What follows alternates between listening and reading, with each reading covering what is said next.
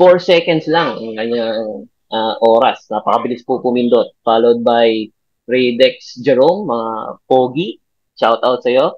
At saka si Ecotherm, Leandro ng Ecotherm. So, makikita niyo po yung number of Runner-up. seconds sa gilid. Makikita niyo po na dikit po yung number. So, next question po. All are types of disinfectants except alcohols, halogens, rodenticide, aldehydes, and quaternary ammoniums. 100% ka siguro dito? Tingin ko lang, ah. Sana naman. Hindi pa rin. Hindi pa rin. Ang pinapapili po dyan, yung hindi disinfectant. So, ang samang sagot po dyan ay rodenticide. Katunog lang po yan ng aldehyde, pero hindi po yan disinfectant. So, ang bagong leader sa ating leaderboard, si Renz ng Environet, followed by Robin ng ANB, and si Estrella Mendoza kung sino ka man. Kung sino ka man. Hindi ko alam kung anong company. Oo, sige. Anyway, later malalaman nyo kung paano yan. Anyway, these are chemical agents that reduce the number of microbial contamination on inanimate surfaces to levels that are considered safe from a public health standpoint. Yan po yung mismong nakasulat sa slide ni Sir Romel. So ano po kaya yung sagot dyan? So yun, marami na pong nalito. No? Kung babalikan niyo po yung slides kanina, ang tamang sagot po dito ay yung sanitizers.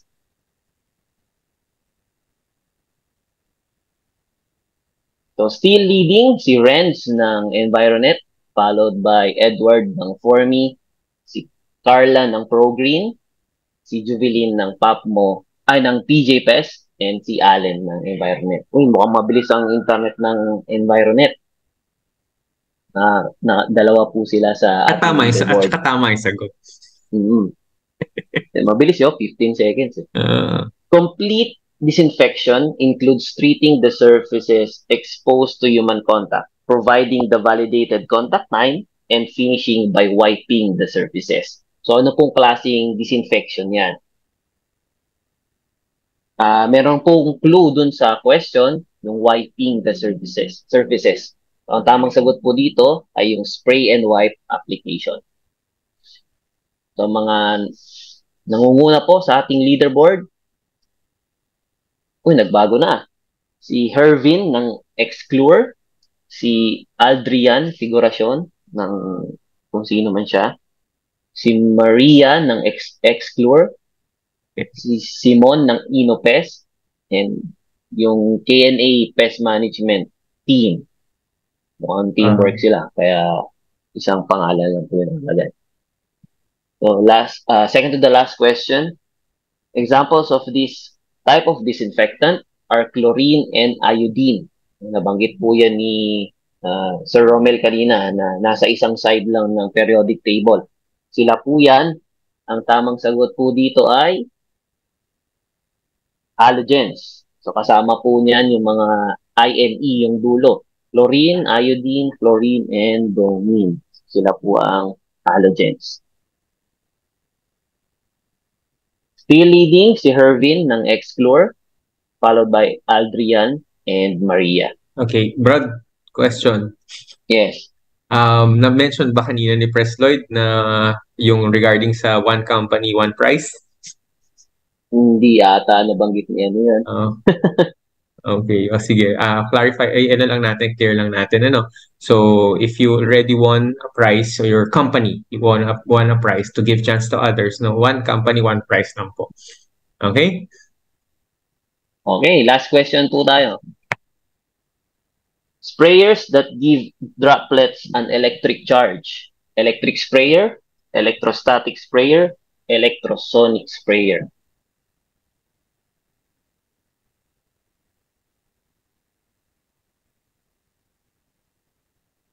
Nakaloko pa rin itong question na to.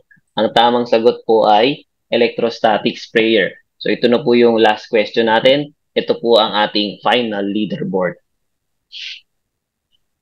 Winning si For the first prize, si Adrian Figuracion, pakisend po ang iyong company name at GCash number sa chat Chatbox. box para po ma-note po natin at mapadalahan ka ng prize. Followed by Simon ng Inopest and si Hervin ng Xclure.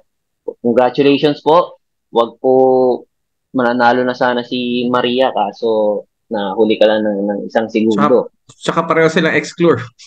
Oh, mukhang na-delay ka ng konti, naglag ka. Sobrang lapit ng time, ha?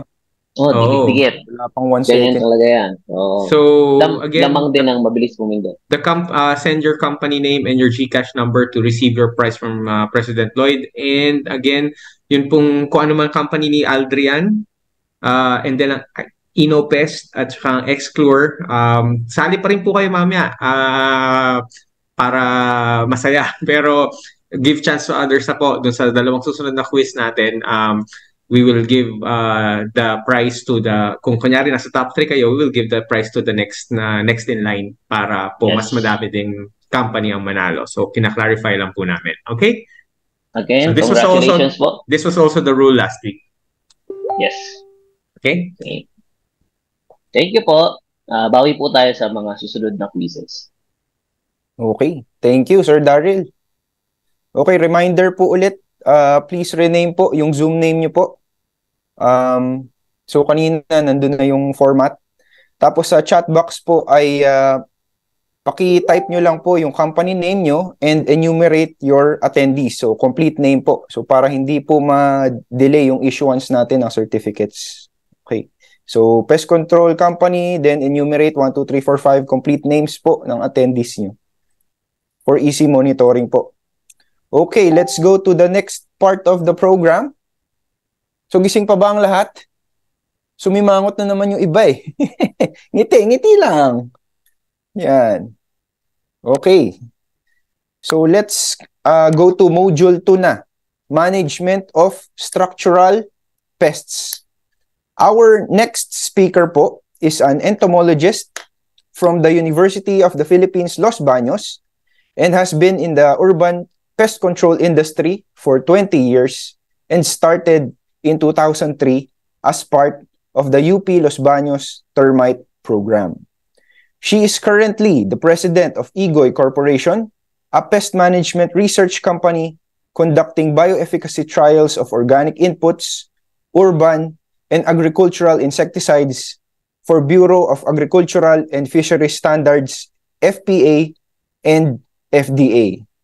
So I'm sure everybody knows her. So kilalang kilala po siya, especially in the field of termites and structural pests. So please help me welcome po our very own favorite termite queen, a beautiful single mother of 2 gorgeous kids, Miss Josie Lynn Trinidad. Ang ganda ng ngiti niyo dyan, Mama. Good morning, Ma'am Josie. Good morning. Kaya ako nga, hindi nilagay yung video ko kasi tawan-tawa ako. Okay, good morning po sa inyong lahat.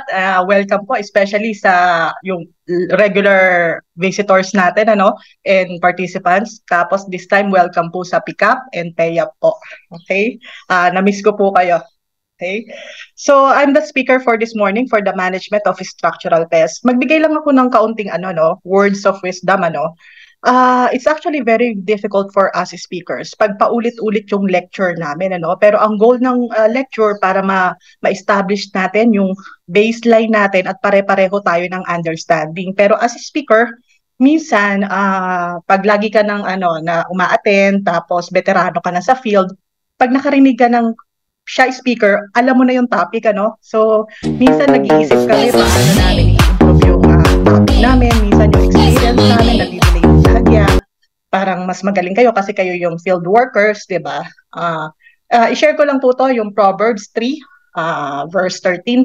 Blessed is the one who finds wisdom and the one who gets understanding. So, I really hope at the end of this lecture, lahat po tayo, merong kahit kapraso may natutunan. What more, kung open yung mind natin na matuto, 'di ba? So mas malaki yung ating iuuwing baon. Okay? Let's start. Ayaw po mag-move ng aking slides. Okay? So termites, pag sinabi nating structural pest, ang unang pumapasok agad sa isip natin, termites, anay. Okay? It comes from the Greek word termes, meaning a worm that infests the wood. Actually, yung original slide nakasulat rodent worm, pero mas familiar ako dun sa worm that infests the wood. Ang tingin kasi nila dun sa anay, lalo yung mga puti, para siyang uod. Okay? Termites belong to the order Blattodea, infraorder Isoptera. Ngayon, hindi na masyadong pinapansin yung Isoptera kasi nga ang alam nila, yung anay kapag anak ng ipis, Blattodea. Okay? Pero sa atin, sa pest controller, magagamit natin yung salitang Isoptera eh. Isong, ibig sabihin, equal. Antera, ibig sabihin, wings. May pakpak siya. Ang may pakpak lang po, yung yung gamo-gamo, yung nakikita natin sa ilaw. Pero yung ibang workers or soldier, wala po siyang pakpak. Ngayon, bakit natin kailangan marinig yung salitang Isoptera? Iso, equal. Minsan pupunta kayo sa kliyente, ang tatanungin sa inyo, may anay ba ako? Tapos tignan nyo, kung wala na kayong makitang signs and everything, kasi minsan nagwawalis yung yaya, yung helper, pag nakita nyo doon yung mga pakpak, especially sa sa mga window sills, nakita nyo pare-pareho ang kanilang itsura, anay yon, automatic na yon, anay yon, okay? Pero pag nakakita kayo ng iba't ibang klase ng pakpak, medyo hinay-hinay kayo sa pagsasalita, baka anay, baka langgam yan, or baka bubuyog yan, or putakte, okay? So, yan yung isang clue doon. Okay? So, termites in general, valuable decomposers of wood and fallen trees or anything with cellulose, So, hindi siya laging kalaban. Valuable decomposer siya ng wood or mga tree stumps. Just imagine, yung isang bundok. Kung walang anay dyan, bundok-bundok din ang basura natin because of the fallen leaves, di ba? Pero with termites, nakakatulong siya sa pagbalik ng energy sa mundo. Okay? Meron kaming research na ginawa noon sa bioecology. Hinintay namin yung isang dahon, isang pirasong dahon, papaano siya ma-decompose naturally using bacteria lang. It took about 2 years, isang pirasong dahon. So just imagine, kung walang anay, hindi magiging mabilis yun. Okay? Highly territorial siya. Per colony siya, ha? Hindi porke nakakita kayo ng isang halimbawa, medyo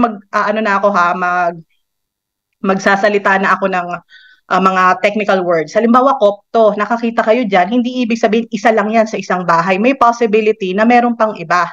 Pero highly territorial sila, hindi nyo lang nakikita. Okay? So, eto next, bread and butter of the pest control industry. Is it true, no? Is it true? Lately, sa lahat ng lectures na inatinan ko, especially pag face-to-face at nagtatanong ako sa mga pest control, yan pa rin ba ang bread and butter nyo? Ang sagot nila sa akin, ma'am, GPC na po. Yung iba naman talagang, especially during the pandemic, with disinfection ang bumuhay sa kanila. Okay?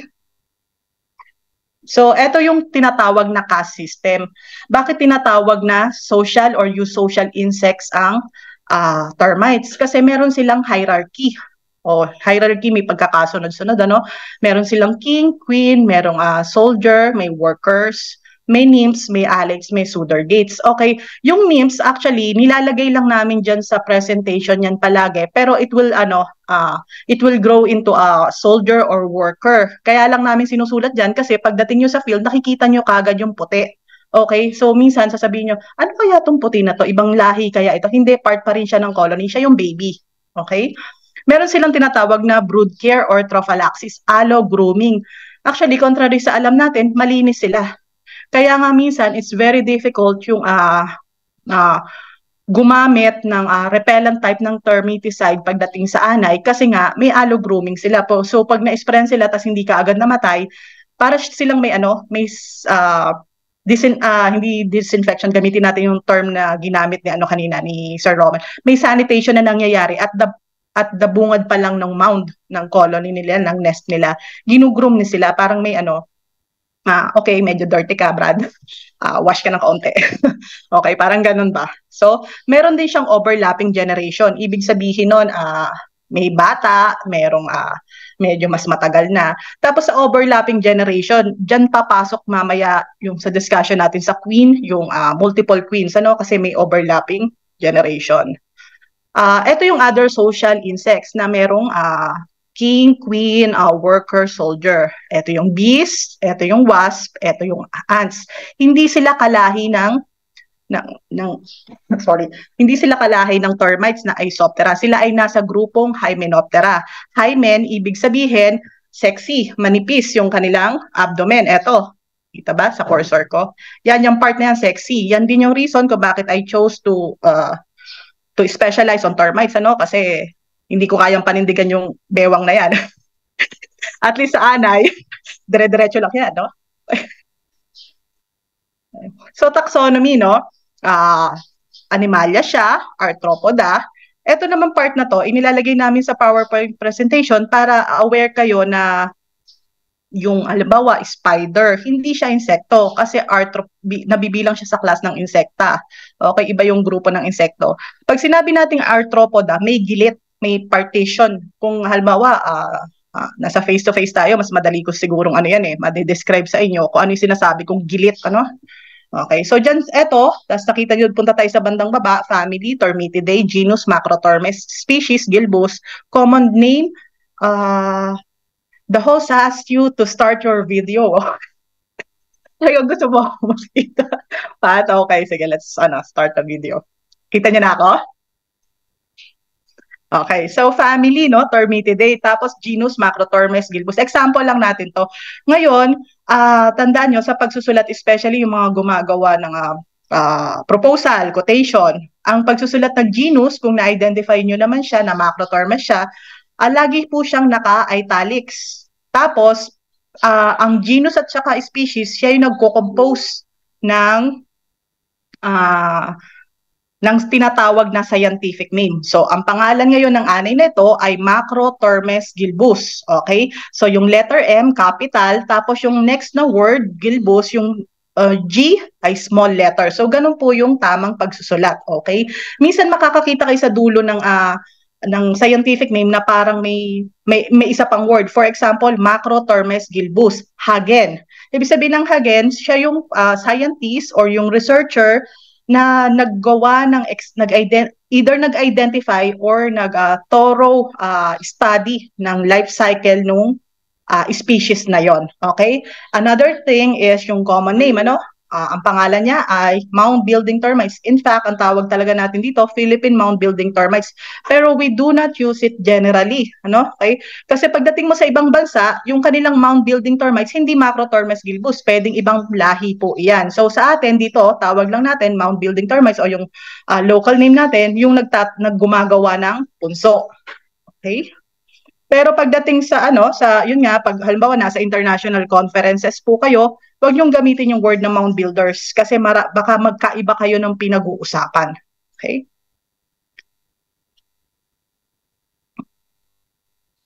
Next po. Ito yung sinasabi na na kung bakit tayo napabilang kung bakit ang ipis, ang anay ay napabilang sa grupo ng Blattodea or ng ipis. Ito yung ipis na ito, no? Okay, Cryptotermes. Kasi yung anay po, meron siyang mga symbiont sa loob ng tiyan niya para ma-digest po niya yung kahoy. Okay? So, yung symbionts na yon, meron din dito sa ipis na to, no? So, inano nila na pareho lang, wood destroying din kasi itong ipis na to, no? Na nakakasira din siya ng kahoy. So, ikin-classify na lang nila si anay as infra-order. Okay? So, there are how many? 1, 2, 3, 4, 5, 6, 7, 8, 9. There are, yan po yung mga Cryptotermes species sa mundo, no? Clevelandi, Darwini, Garcia, Cabangensis, Matele, Primarius, Pamtolatus, Redodictus, Triti. Pero sa Pilipinas, wala po itong ipis na ito. Okay? Tapos, so pag titignan nyo, actually natanggal lang naman yung groupings na Isoptera nung 2014, if I'm not mistaken, or 2005, I don't know. I forgot actually. Okay? So parang ganito lang yan. Comprehensive phylogenetic study confirms termite as eusocial cockroaches. Parang under lang talaga siya ng cockroach. So ganyan karami, no? Binomial nomenclature ang tawag dito. Hinahati siya. For example, ang isang species, meron siyang gantong characteristic, is it yes or no? Pag no, anong meron sa kanya. So, laging padalawa ng padalawa. Okay? Kaya binomial nomenclature. Pero lately, ang way po para mag-identify ngayon, pero wag nyo itong gagawin sa kliyente nyo, baka mamaya pagawa sa inyo, napakamahal nito. Pinapa-DNA, Pinapa-DNA. Okay? So, ganyan po siya, ganyan kaliit, Although this basis for classifying termites of group Blattodea, termites have long been suspected to have evolved from extinct primitive type of wood-feeding cockroaches ancestor. The Mastodermus darwinensis lay eggs in an ootheca like in cockroaches. Yung Mastodermus darwinensis, napakalaki po niyan. Walang sinabi yung ating Macrotermes. Triple yata yung laki nito, and native siya sa Australia. Pag naglelay siya ng itlog niya nasa ootheca. Alam niyo yung ootheca, yung capsule, na handun po siya. So noon pa, meron na silang parang suspected na nila. Mukhang ang anay ay kagrupo ng ipis. Okay. So how do we classify termites? Dalawa yung pag-classify ng termites. Yung isa, phylogenetic, yung symbionts na nasa loob ng tiyan. Pwede siyang higher or pwede siyang lower. Pag sinabi naman nating descriptive o yung living condition nung anay, nasa lupa ba siya o nasa kahoy lang siya or permanente siyang nasa labas lang, damp wood. Okay? Okay. So pag sinabi nating lower termites, meron siyang protozoa and bacteria sa guts nila na enable to digest cellulose easily. Parang primitive ito. Bakit siya sinabing primitive? Kasi pag kumain po siya, kain talaga, diretso digest, okay?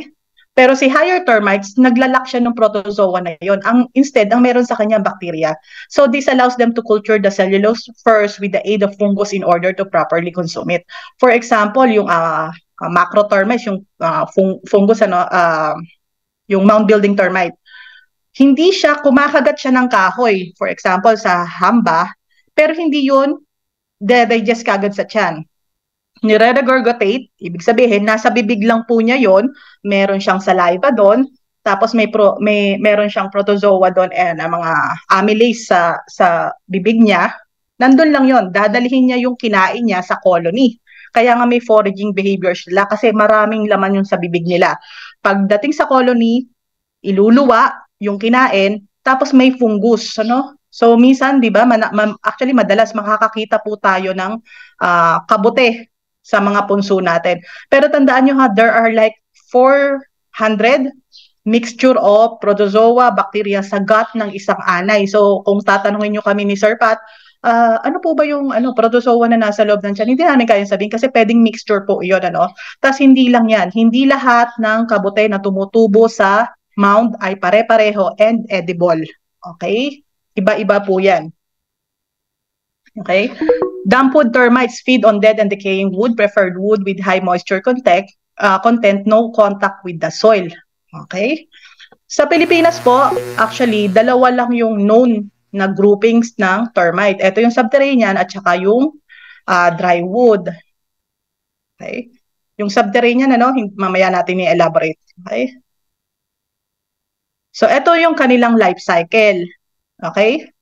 Para dun sa medyo bagbagito sa grupo na ito, sa mga attendees, alam nyo yung gamo-gamo, siya po yung anay, siya yung nagiging future king and queen ng isang colony. So pag nakakita po tayo ng gamo-gamo, yun na po yun, yung nagiging queen. Minsan magugulat kayo, paano naging anay yan? Ang taba-taba ng anay. Yung queen po nun, pag anak ng anak, lumalaki po siya.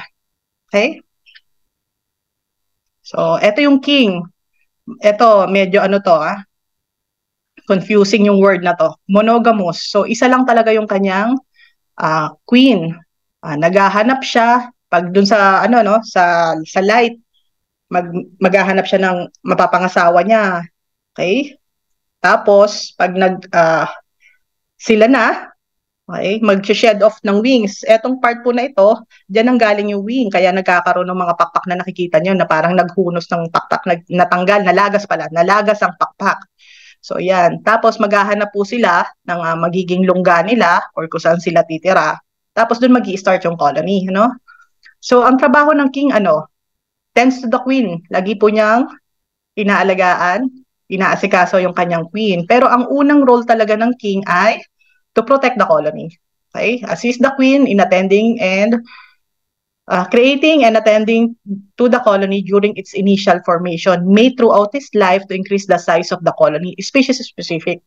Kala nyo, no? Ang saya, no? Made throughout its life. Hindi po. Hindi lahat ng species made throughout its life. Ano? Merong king na one time, big time lang. Tapos forever nang fertilize yung egg ng queen. Okay? Always beside the queen. Eto, yeah, that's true.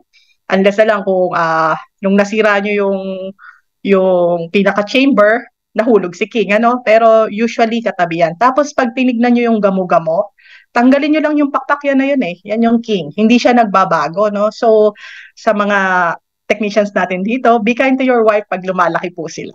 Kasi talagang normal pa sa amin yun, ang lumaki. So, queen can lay up to 2,000 to 5,000 eggs per day or 60 to 1 million in her lifetime. Dito minsan sasabihin nyo sa akin, ma'am, parang hindi naman po 2,000, parang 30. So, depende yan, ano? Depende yan sa laki, need, kung maraming sources, madali silang manganak. Okay? So, yun. Basically, nasa ganyan, ano, 60 to 1 million in her lifetime. Has enlarged pysogastry. Ito yung sinasabi ko sa inyo bakit sila lumalaki. Ito, nasa gilid na to yung nadaganan. King yan. Tapos ito po yung kanyang, ito po yung queen, ito yung lumaki. Tignan nyo tong part na to. Nakikita po ba ng cursor ko? Ito yung thorax, oh. Yan din yung pinaglagyan ng pakpak. Ito yung abdomen. Ito yung abdomen ng king. Lumaki lang yung sa queen. Okay? Linawin ko po ito, ha. Hindi, paano malalaman ng edad ng queen? Hindi nyo pwedeng bilangin yung kanyang gilit na tinatawag. Halimbawa, ito, ang gilit niya, 1, 2, 3, 4, 5, 6, 7. So, ibig sabihin, 7 taon na tong queen na to. Hindi po ganon, ha? Okay? Maling-mali po yon. Okay? So, can live up to 15 to 30 years. Some literature says queens can live up to 50 years. Depende po iyan sa lugar. Okay, pero that's true. Tumatagal po sila ng mga 50 years, especially sa temperate country. Dito sa tropical, yan, 15, mga ganyan po ang range. Okay? Next, ito yung nymphs. May develop into worker, soldier, or reproductives depending on the need of the colony. I have seen a nest, secondary nest, wherein ang laman lang niya puro soldier. Tapos, napapalibutan po niya yung another set of nest na this time nandito na yung queen. Okay? Kasi kung maraming attack ng ants, yun yung kalaban ng anay, si queen magpo-produce yan. Puro soldier. Ang pag-anak po pala ng queen ay by batch, ha? For example, ang i-release niya ngayon puro soldier, ang i-release niya ngayon ay puro nymphs. Depende sa need ng colony. Okay?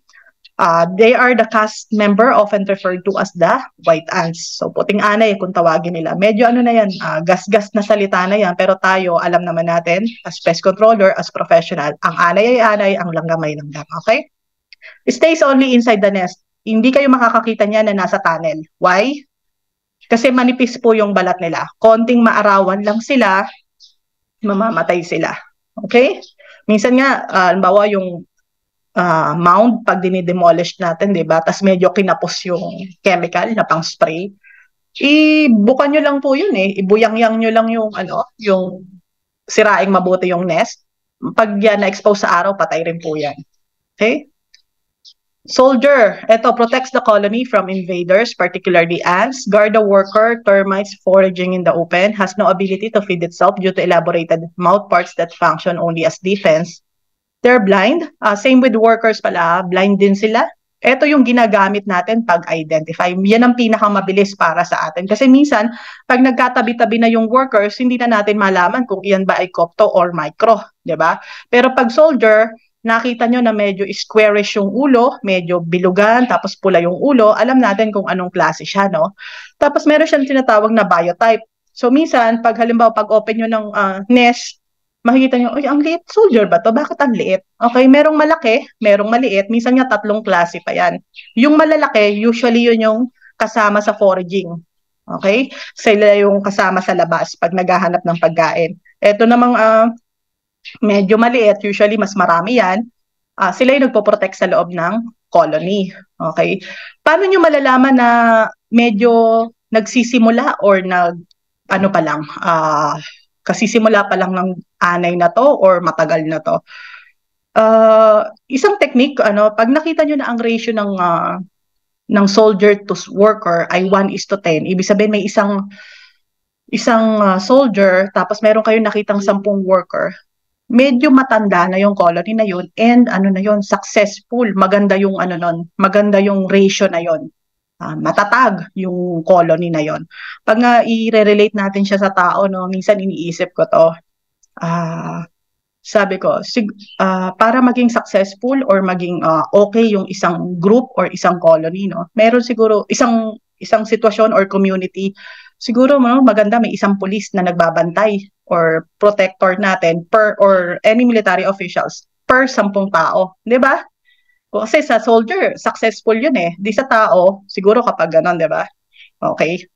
Has no ability to feed itself due to elaborated mouth parts that function only as defense. Nakita niyo po yung kanyang mouth parts, eto. Masyado po yung malaki, naka-permanente yan na nakaganyan. Okay? So hindi niya hindi siya makakain. Ang ginagawa po ng worker, sinusubuan siya.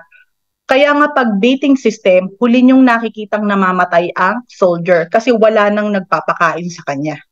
Okay? Next, ito yon, yung worker. Undertake the labor of foraging, food storage, colony maintenance, take care of their siblings, including feeding the soldier and the names, taking care of the queen. Worker termites are blind and sterile. Mga 2 to 3 years lang po siya. Okay? So, siya yung tagalinis, food storage, nag-aalaga ng kapatid, nangunguha ng pagkain. Sila actually yung nagda-damage ng kahoy, yung workers. Blind sila, sterile. Ano ibig sabihin ng sterile, Hindi sila nanganganak. Minsan makakarinig tayo sa kliyente natin, Sir, kung kailan kayo nag-spray, parang lalo silang dumami, nanganak ng nanganak. That's wrong po, hindi po sila nanganganak. Okay? Can live up to 2 to 3 years. Minsan meron din tayong makulit na kliyente ang sasabihin, ay, hindi ako magbabayad hanggat hindi natin nakikita yung queen. Okay? So, hindi lahat ng nest madaling makita yung queen. Yung iba nasa ilalim ng bahay. Tapos, pangalawa, hindi porki nakuha nyo yung queen, ibig sabihin, good na tayo. Uy, nakuha na namin ang queen. Wala nang ana yan. Okay na tayo. Mali.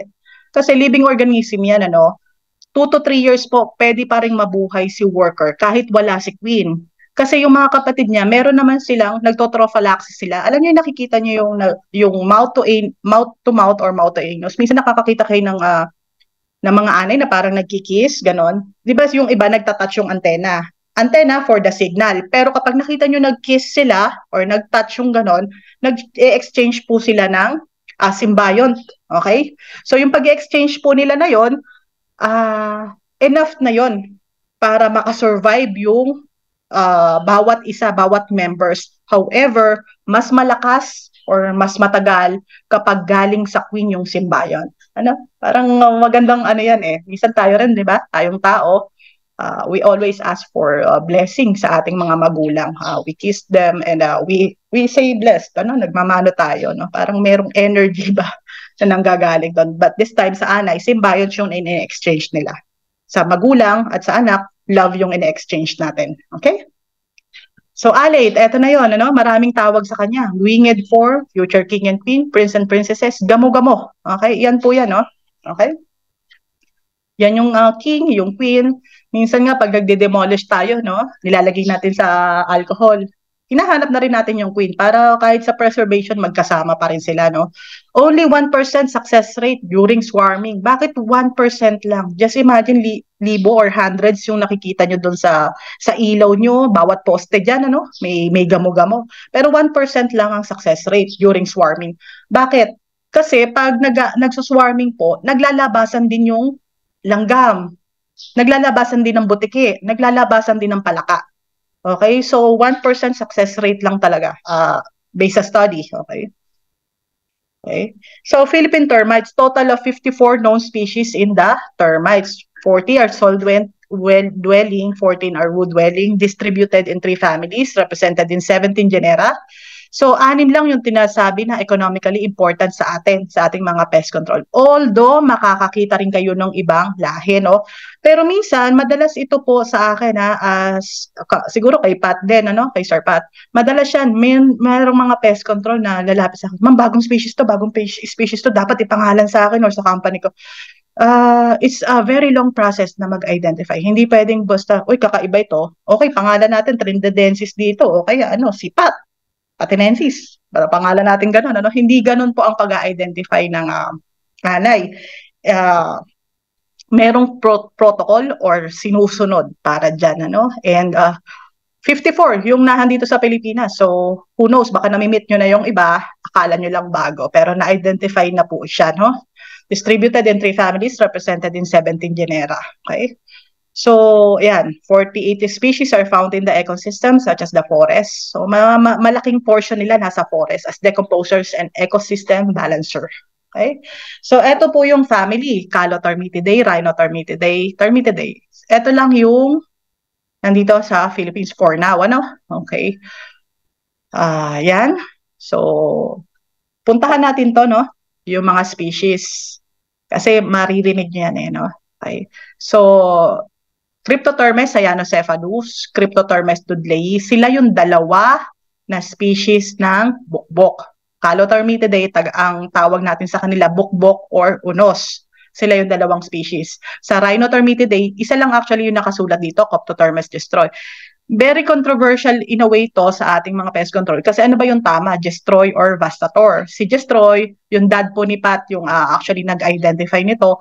Pero tandaan nyo, sinabi dito, 54 species ang nasa Pilipinas. Meron ding Vastator dito po sa Philippines. In fact, napaka-liit,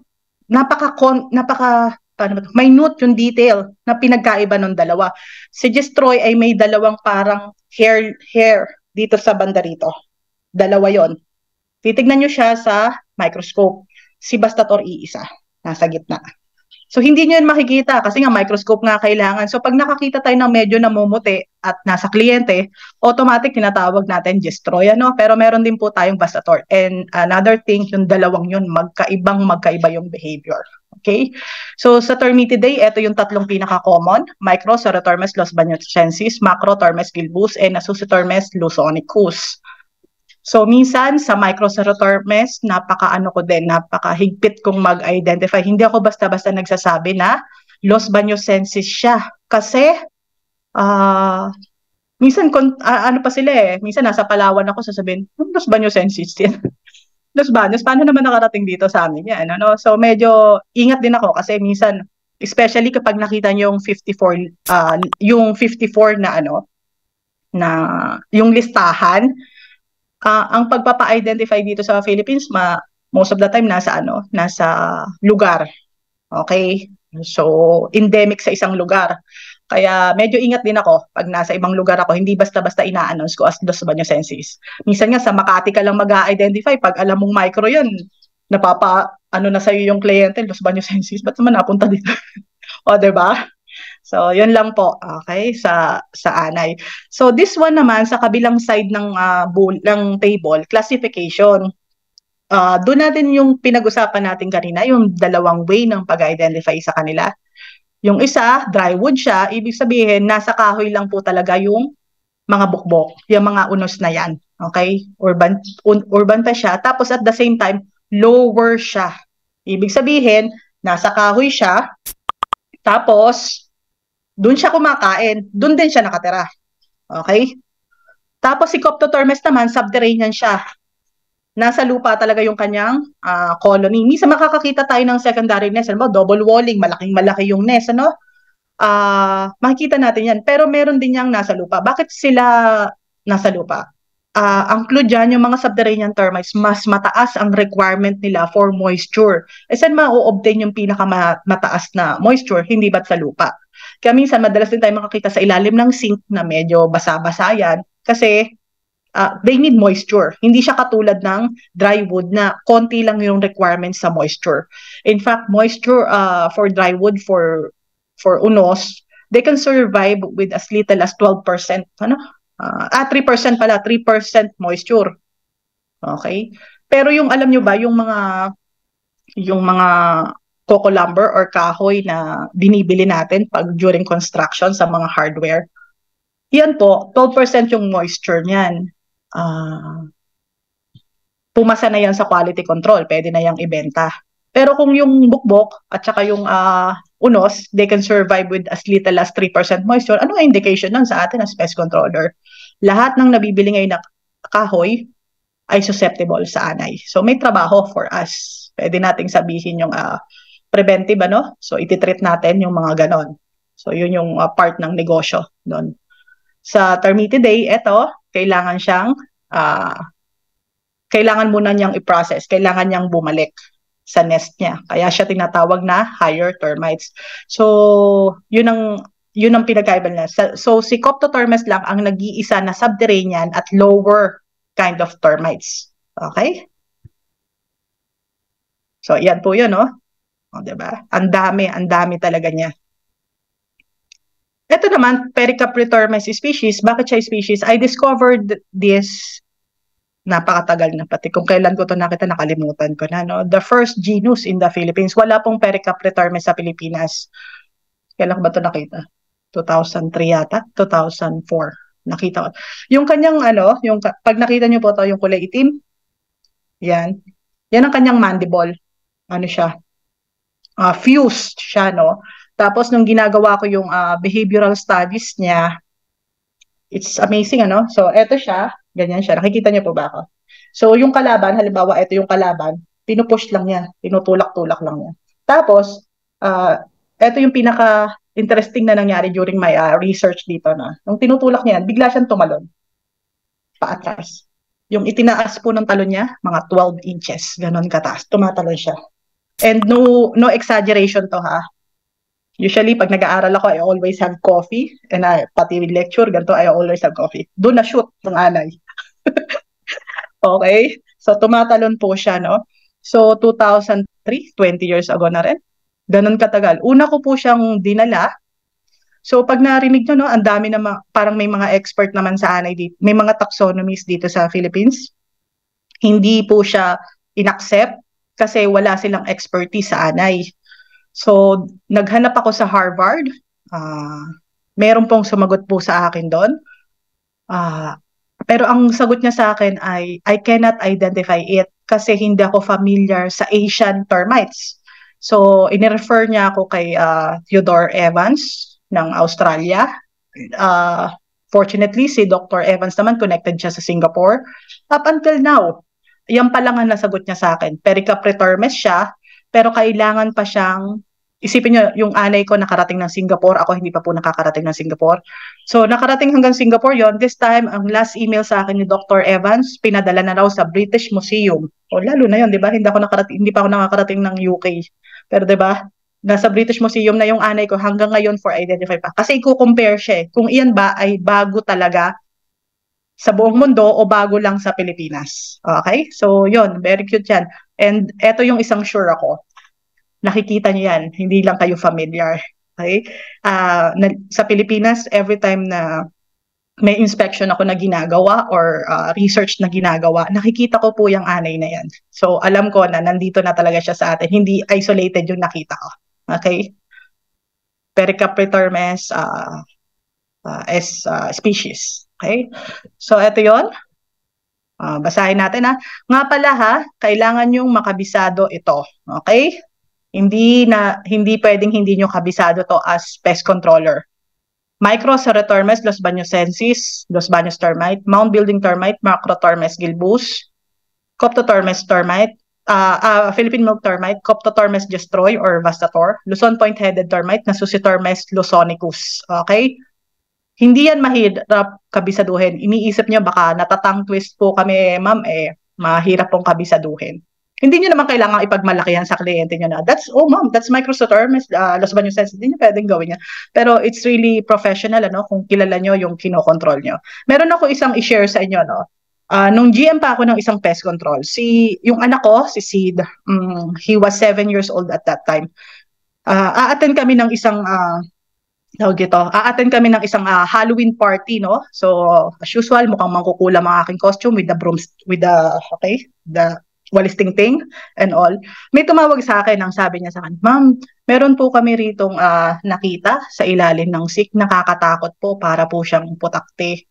And we're a little bit worried, having can you check on this? Ang sagot ko, ma'am, I'm sorry, I can't, maybe tomorrow, kasi right now I'm with my son and we're going to attend, nasa EDSA kami noon, we're going to attend a Halloween party.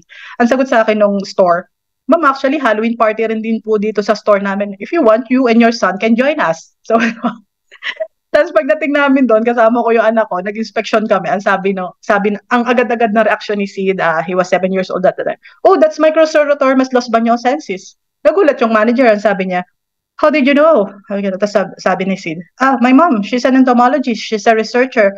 We have lots of Microcerotormes in our laboratory. Ganyan siya. Tapos, eto kinote ko yung maliit na store na yon for 65,000 soil treatment. Walang tawad yon. Ine-expect ko tatawad mga 50,000 eh. Hindi tumawad. Alam niyo kung bakit? Ang sabi ng manager, if the son knows the problem, how much more the mother? So, yun lang po. Gusto kong sabihin sa inyo na alamin niyo kung ano yung tinitreat ninyo, no? Okay? Maganda yung malaman din yung kanilang behavior. Okay? So, eto, i-summarize uli natin. Si Gestroy, lower, subterranean siya. Gilbus, higher. Los Bañosensis, higher. Losonicus, higher, subterranean. Si Dudley at saka si Sayano, lower, drywood sila. Okay? So, yan. Coptotormes gestroy. Name as the Philippines' most destructive termite, relative of Formosanus in Hawaii, releases a milky substance when provoked or disturbed. Soldier, head is orange-brown and appear pear-shaped. Parang nakaganon yung ulo niya. Okay? Wood is intact inside but hollow outside but hollow inside. Okay? Etong si Coptotormes, nakakatawa po yung yung mga pest controller all over the world. Merong chismis, nagme-mate daw si Formosanus at saka si Gestroy, the world's most destructive and the second most destructive. Nagme-mate daw, thereby producing a super termite. Super termite yung magiging anak nila. Lahat ng scientists at saka ng researcher worried kasi wow, are we like ready to kill it? Like it's a super termite. Pero lahat ng pest control, yes, may bagong anay. So ibang-iba yung negosyante talaga ang mga pest controller. Okay? So sa Coptotormes, we do not call them Copto, no? Lagi. Pag pest controller, tayo tawag natin, ay yung Copto. Ngayon, minsan mag-i-inspection kayo or magtitreat kayo, si Yaya or si helper nalinis na. O kaya minsan nauna si karpintero, tinanggal na. Paano nyo malalaman kung Copto siya? Minsan pag may nakita kayong parang puti-puti, yun na po yun. Copto yan automatic kasi nagre-release siya ng milky substance. Hindi lang pangkalaban para markahan yung territory niya na this is ours, amin ito. So may puti-puti yan. Minsan nga sa kahoy lang ako tumitingin kapag wala na talagang Kasi minsan pagdating doon, na-spray na ng Baygon, diba? So yun, pag may nakita kayong puti-puti, automatic yan, Copto yan. Okay? So eto, nagpe-play po ba kaya yung video nito? Yan. Okay, nagpe-play naman. Yan, ganyan siya. Okay?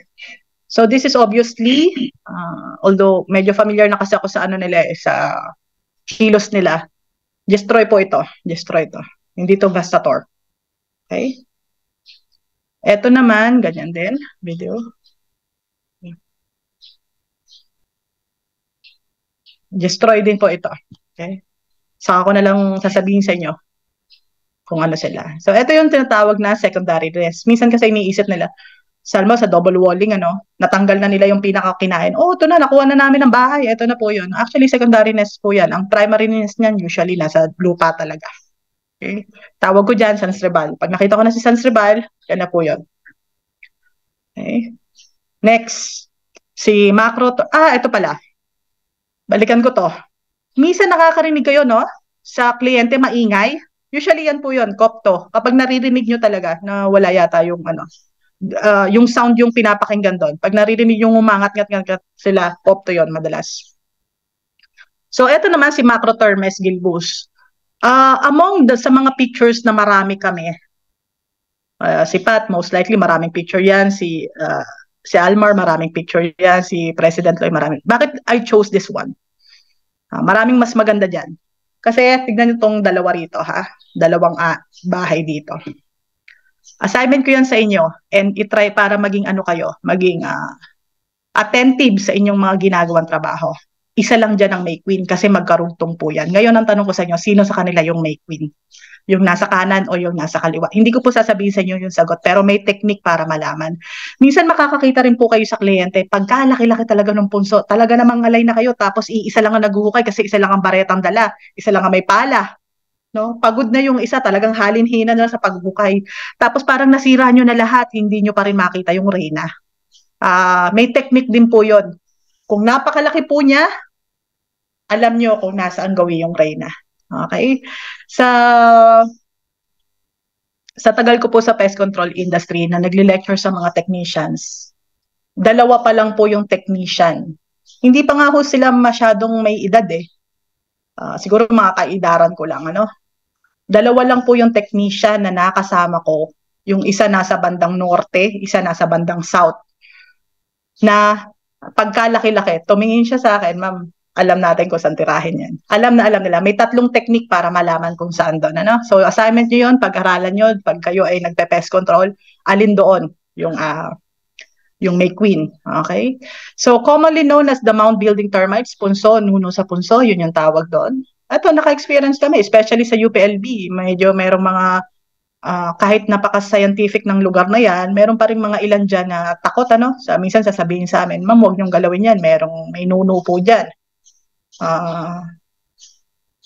Yung ibang technician, hindi ko alam kung nagbibiro or totoo, takot din sila, nagpe-pray, ano? Meron akong experience sa Doña Remedios Trinidad. I was conducting a study there na talagang sinabihan ako ng may-ari ng bahay, ma'am, huwag po kayo dyan sa dulo. Meron po dyan. Okay? Medyo siguro sa lahat ng research ko, yun yung medyo umatras ako. Kasi nagtataka ako, may malapit na kabayo. Bukid po ito, naghahanap ako ng kopto noon, tapos nakakita ako ng micro na anay. Nagulat ako, ba't nagwawala yung kabayo. So, hindi ako natakot doon sa anay, natakot ako doon sa kabayo. Kasi baka manipa eh. Okay? So, yung soldier niya ay malaki, compared sa yung ulo ng soldier mas malaki, orange din, minsan dark brown. Light brown pala, sorry. Light brown yung ulo niya, tapos definitely mas malaki sa katawan. Okay? Tunnels are broad and soft. Minsan nga, tubigan mo lang yan eh, lalo pag nasa puno. Tubigan mo lang yan. Lusaw yung tunnel. Okay? Madali siyang ganonin, kutkutin. Okay? So, yan po siya, no? Ang tawag po dyan, kung kanina tawag ko sans rival, ito, fungus garden ito. Yan po yung kahoy na kinain ng anay na ito. Yan po yung piano, yan po yung hamba, yan yung kisame. So si macro, halimbawa, ito yung puno, kumagat siya, umuwi siya sa colony niya, ipaprocess ng fungus, tapos doon. Ito, minsan hindi siya nag-i-stay. Kukuha lang talaga siya ng pagkain. Kaya minsan, pag gano'n yun ng tunnel, bakit walang laman? Tapos minsan, nakakatawa rin yung ibang kliyente kasi pag inanay, nagulat sila, wow, ang laki ng anay, grabe na anay buong bahay ko. Tapos, nung pinatawag kayo, pagdating nyo doon, wala ng anay, tapos sasabihin nyo, ma'am, 30,000 po. Okay, sige, okay na. Nangyayari talaga yun kasi natatakot sila sa presyo. Pero bigla talaga silang nawawala, mga 6 months. Kung depende sa laki nung yung tinatawag na foraging mass na nakuha nila, saka sila babalik. Okay? Pero literal, kayang-kaya nilang sumira ng isang pintuan, ng isang atake. Okay? Isang matinding atake. Yung isang atake, hindi naman isang araw, pero isang bulk ng kain. Okay? So, meron silang fungus garden. So, ito yan. Ito yung sinasabi ko sa inyo na fruit na fungus garden yan. Tinanggal ko na yung anay na naging pagkain. Actually, patay na sila. This time, tumubo yung fungus. Hindi po laging yung fungus ay yung edible na maganda na kinakain. So, iba't ibang klase. So, yan yun. Okay? So, ito po siya. Etong, ang pinapakita naman dito sa mga pictures na ito, nakita nyo to, itong butas na ito. Yan po yung extensive galleries which enable good heat circulation. May butas po iyan. May butas, ano? Okay, may butas siya. Tapos, doon pumapasok yung lamig. Contrary sa alam na, biruin mo, ang nasa isang nest, mga kalahating milyon, average size po yun. Hindi ba napakainit nun? Lalo sila gumagalaw-galaw sila. Pero yung mga butas po na yan, dyan pumapasok yung hangin. Kaya maganda yung kanilang circulation. In fact, Alam nyo po, meron akong isang guesting sa TV wherein ang topic namin ay tungkol sa circulation ng anay na to. Kasi merong building sa Africa, dalawa po iyan, na kung saan walang air conditioning unit and yet napakalamig po sa loob. Bakit? Kasi ginaya po nila yung biomimicry na tinawag, ginaya nila sa anay, yung mga butas. Tapos malamig po siya sa loob. Imagine, no? Africa, no? Tapos malamig yung building. Okay? Ito yung sinasabi ko sa inyo kanina, bakit natin sila tinatawag na isoptera, pare-pareho yung pakpak. Ito pong video na to, taken sa Baguio, kasama ko po sina Almar noon. Hindi po nila ako makausap ng matino noon kasi yan lang ang gusto ko makita. Okay? So, ito naman sila yung tinatawag na Royal Chamber. Okay? Saan nakikita Royal Chamber? Ito yung mount. Taas, gitna, baba. Pwede po kayong sumagot sa chat box. Or pwede kayong mag-comment, okay? Saan makikita? Sa taas, sa gitna, or sa baba? Yung Royal Chamber.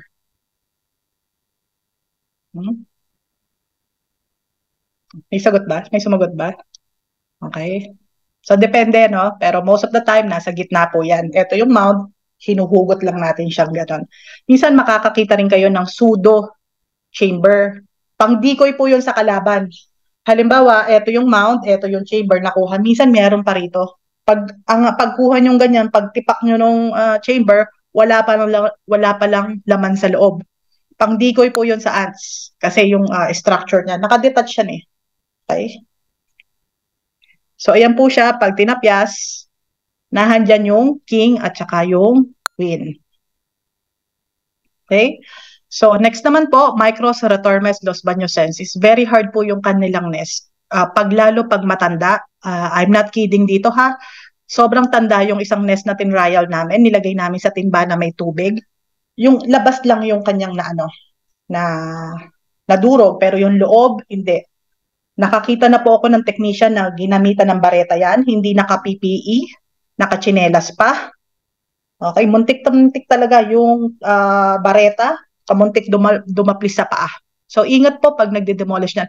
So, kailangan iyan ay durog na durog. Hindi nyo siya pwedeng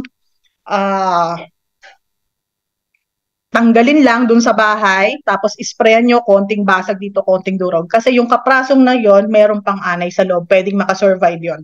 Okay? So, dapat durog na durog siya kapag inano nyo.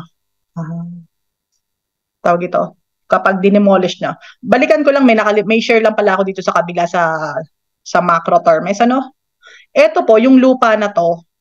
Okay? Yung lupa na ginagamit sa punso. Yan po yung lupa na ginagamit sa paggawa dati nung araw ng itlog na pula. Okay?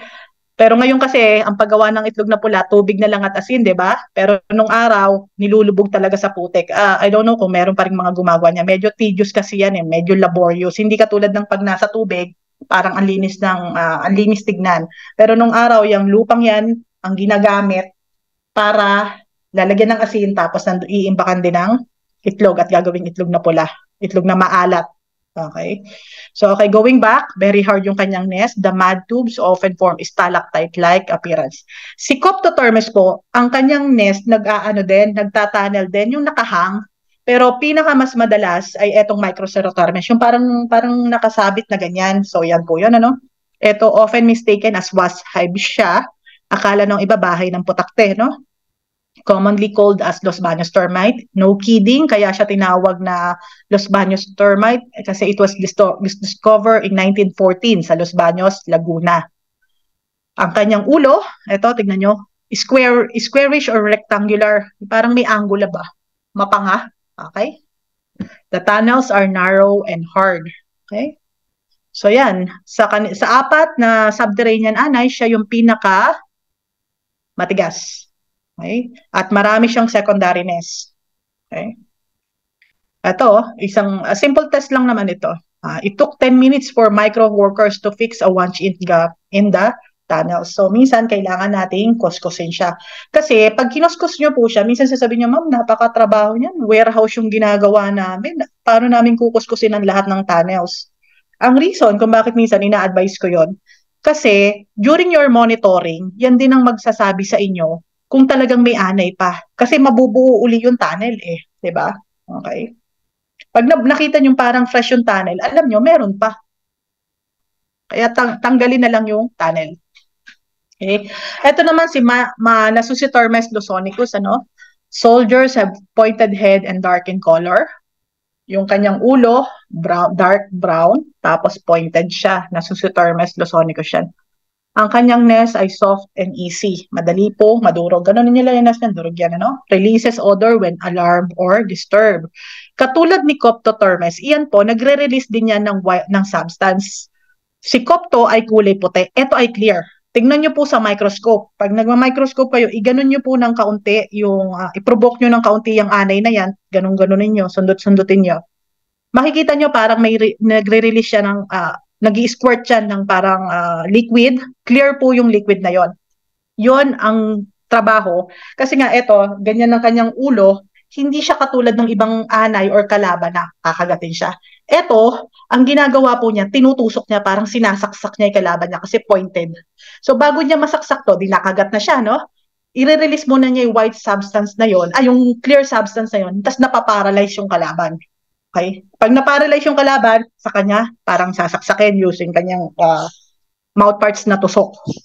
Okay, very persistent and damaging sa lahat ng anay. Ito ang tawag ko ay may PhD. Ang kulit talaga. Minsan, hindi pa nakakawi sa technician, sasabihin na ng helper or ng yaya, kuya, may anay pa uli, bumalik na. So, ang tigas kasi, yun yung reason kaya mahirap patayin ito pag spray-spray lang. Pag hindi mo tinamaan lahat, kasi matigas na matigas yung ulo na yan. Okay? Tapos isa pa, yung yung clear substance na yon ang nag-oxidize. Kaya minsan, pag nakita nyo po yung kliyente, parang maitim yung wall or yung kisame, tanungin nyo na kagad si property manager o kaya yung may-ari, sabi niya, ma'am, sir, may tumutulo po ba dyan? Pag sinabing, wala naman po, sir, aba, kuha na ng hagdan, tignan nyo na po yan. Kasi baka may anay yan.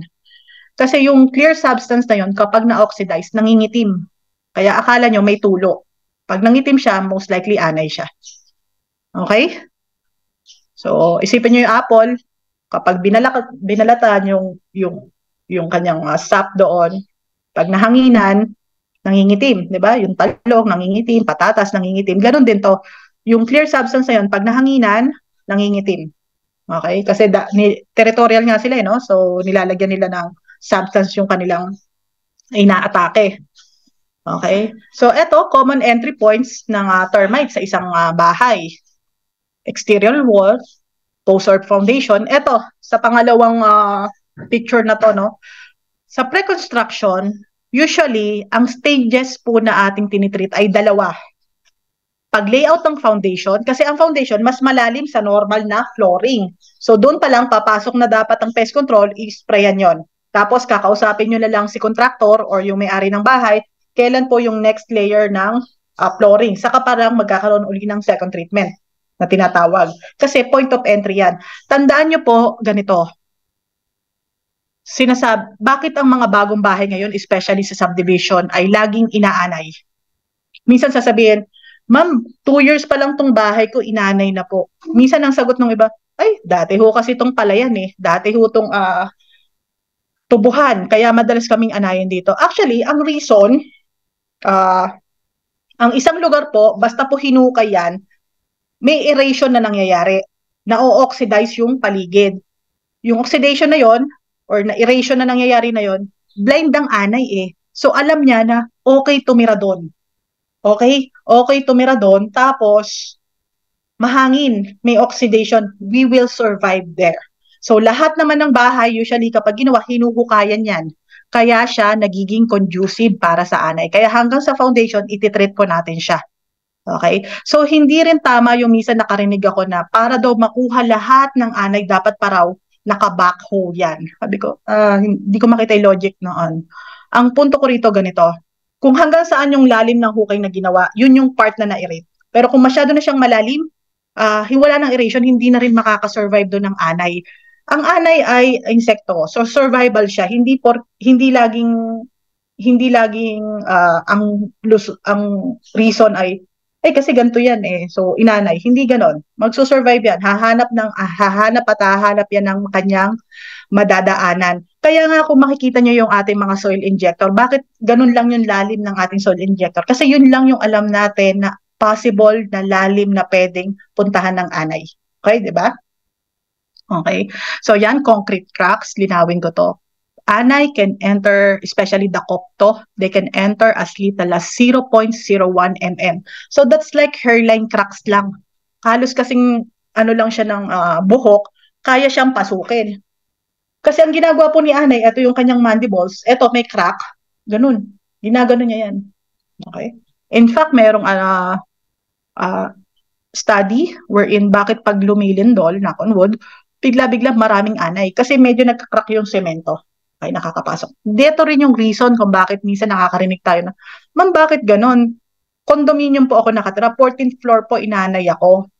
Tapos, yung first floor, wala namang anay. Bakit ako inanay? Kasi nasa kanya yung pagkain, tapos yung crack pwedeng nanggaling sa baba. Kasi minsan away yan, lalo pag condo, no? Sasabihin nila, kaninong responsibility ito? Sa tenant ba, sa unit owner, or do sa property manager? Subterranean, actually, depende na magbabayad sa atin yan eh. Sino ba naman ang may gusto ng may anay, ano? Pero yung subterranean ng umatake, nasa property yan ng condo or ng subdivision. Okay? Diba? Tapos pinasok siya doon. Kasi nasa kanya yung mga kahoy na pwedeng kainin, pero dumaan siya doon. Ginaganon niya po yan. Okay? So, ito, obvious to, exposed wood. Pag exposed ang wood, ano kadalasan kumakain? Macro, no? Base ng stairways, yes, kasi taguyan, dim. Okay? Window and door, no? Electrical conduits, okay? Paborito rin po yan. Underground cable, anything talaga na merong hangin possible nilang daanan. Ano? Plumbing lines, yes, favorite na favorite yan kasi may moisture. Okay? Next na po ay drywood termites. Ano? Belong to the family Calo Termitidae. Quite difficult to control because they stays inside the wood they infest. Ano? Generally, wood feeders they also feed on dried books and plants. Build galleries. Yung galleries po nasa loob ng kahoy, wala po sa labas. Hindi kayo makakakita ng tunnel dyan. Galleries ang tawag natin. Kumbaga, ito example natin, ito kunwari plywood, ano? Pag tinapyas nyo yung first layer ng plywood, doon nyo makikita na may gallery siya. Hindi nyo makikita siya sa ibabaw. Okay, sa loob. Okay. Semi-social siya in behavior. Bakit natin kailangan sabihin na semi-social siya? Pwede namang, bukbuk is bukbuk. Para alam natin kung gagana yung ating ginagamit na chemical. Kasi minsan, ang tanong, ma'am, pwede ba ang bait sa drywood? Semi-social nga siya sa behavior. So, hindi sila katulad ng subterranean na lagi pong nagtotrophallaxis o yung nagkikissing, ano? Hindi sila laging ganun. So, minsan, kapag gumamit kayo ng bait dyan, whether it's powder type or yung minimix natin, may kakain dyan, pero hindi po lagi. Also, si drywood, yun yung keyword, dry. Ang bait natin kadalasan basa. So, ayaw niya yan. Okay? Tapos, isa pa, pag tinignan nyo po ang drywood termites, baka magulat kayo, lalo sa loob, mas malaki po yung kanilang soldier kaysa sa soldier ng macro. Mga 2 times po ang laki. Suder gates, ano yung suder gates? Ganito, si Anay, okay?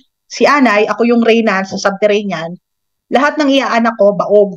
Sterile sila, hindi sila pwedeng manganak. Ako lang yung pwedeng manganak. Kay drywood termites, ako yung Reyna. Pero hindi technically baog yung inaanak ko.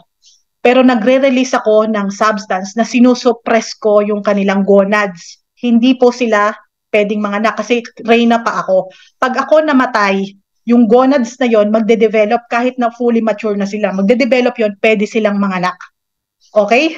Kaya nga minsan, pag drywood termites, lalo tayo sa pest control, hindi po tayo nagbibigay ng warranty. Kasi totoo yun, lalo silang dumadami. Kasi the more napatayin mo siya ng patayin, tapos na-hit mo ay Reyna pa, instead na katulad ng sa subterranean na nakatulong ka, medyo nag-suppress yung colony, yung nest, yung atake, infestation, sa drywood, pag nadali mo Reyna niyan, lahat yan, magde-develop ang conads. Yun yung suder gates. Okay?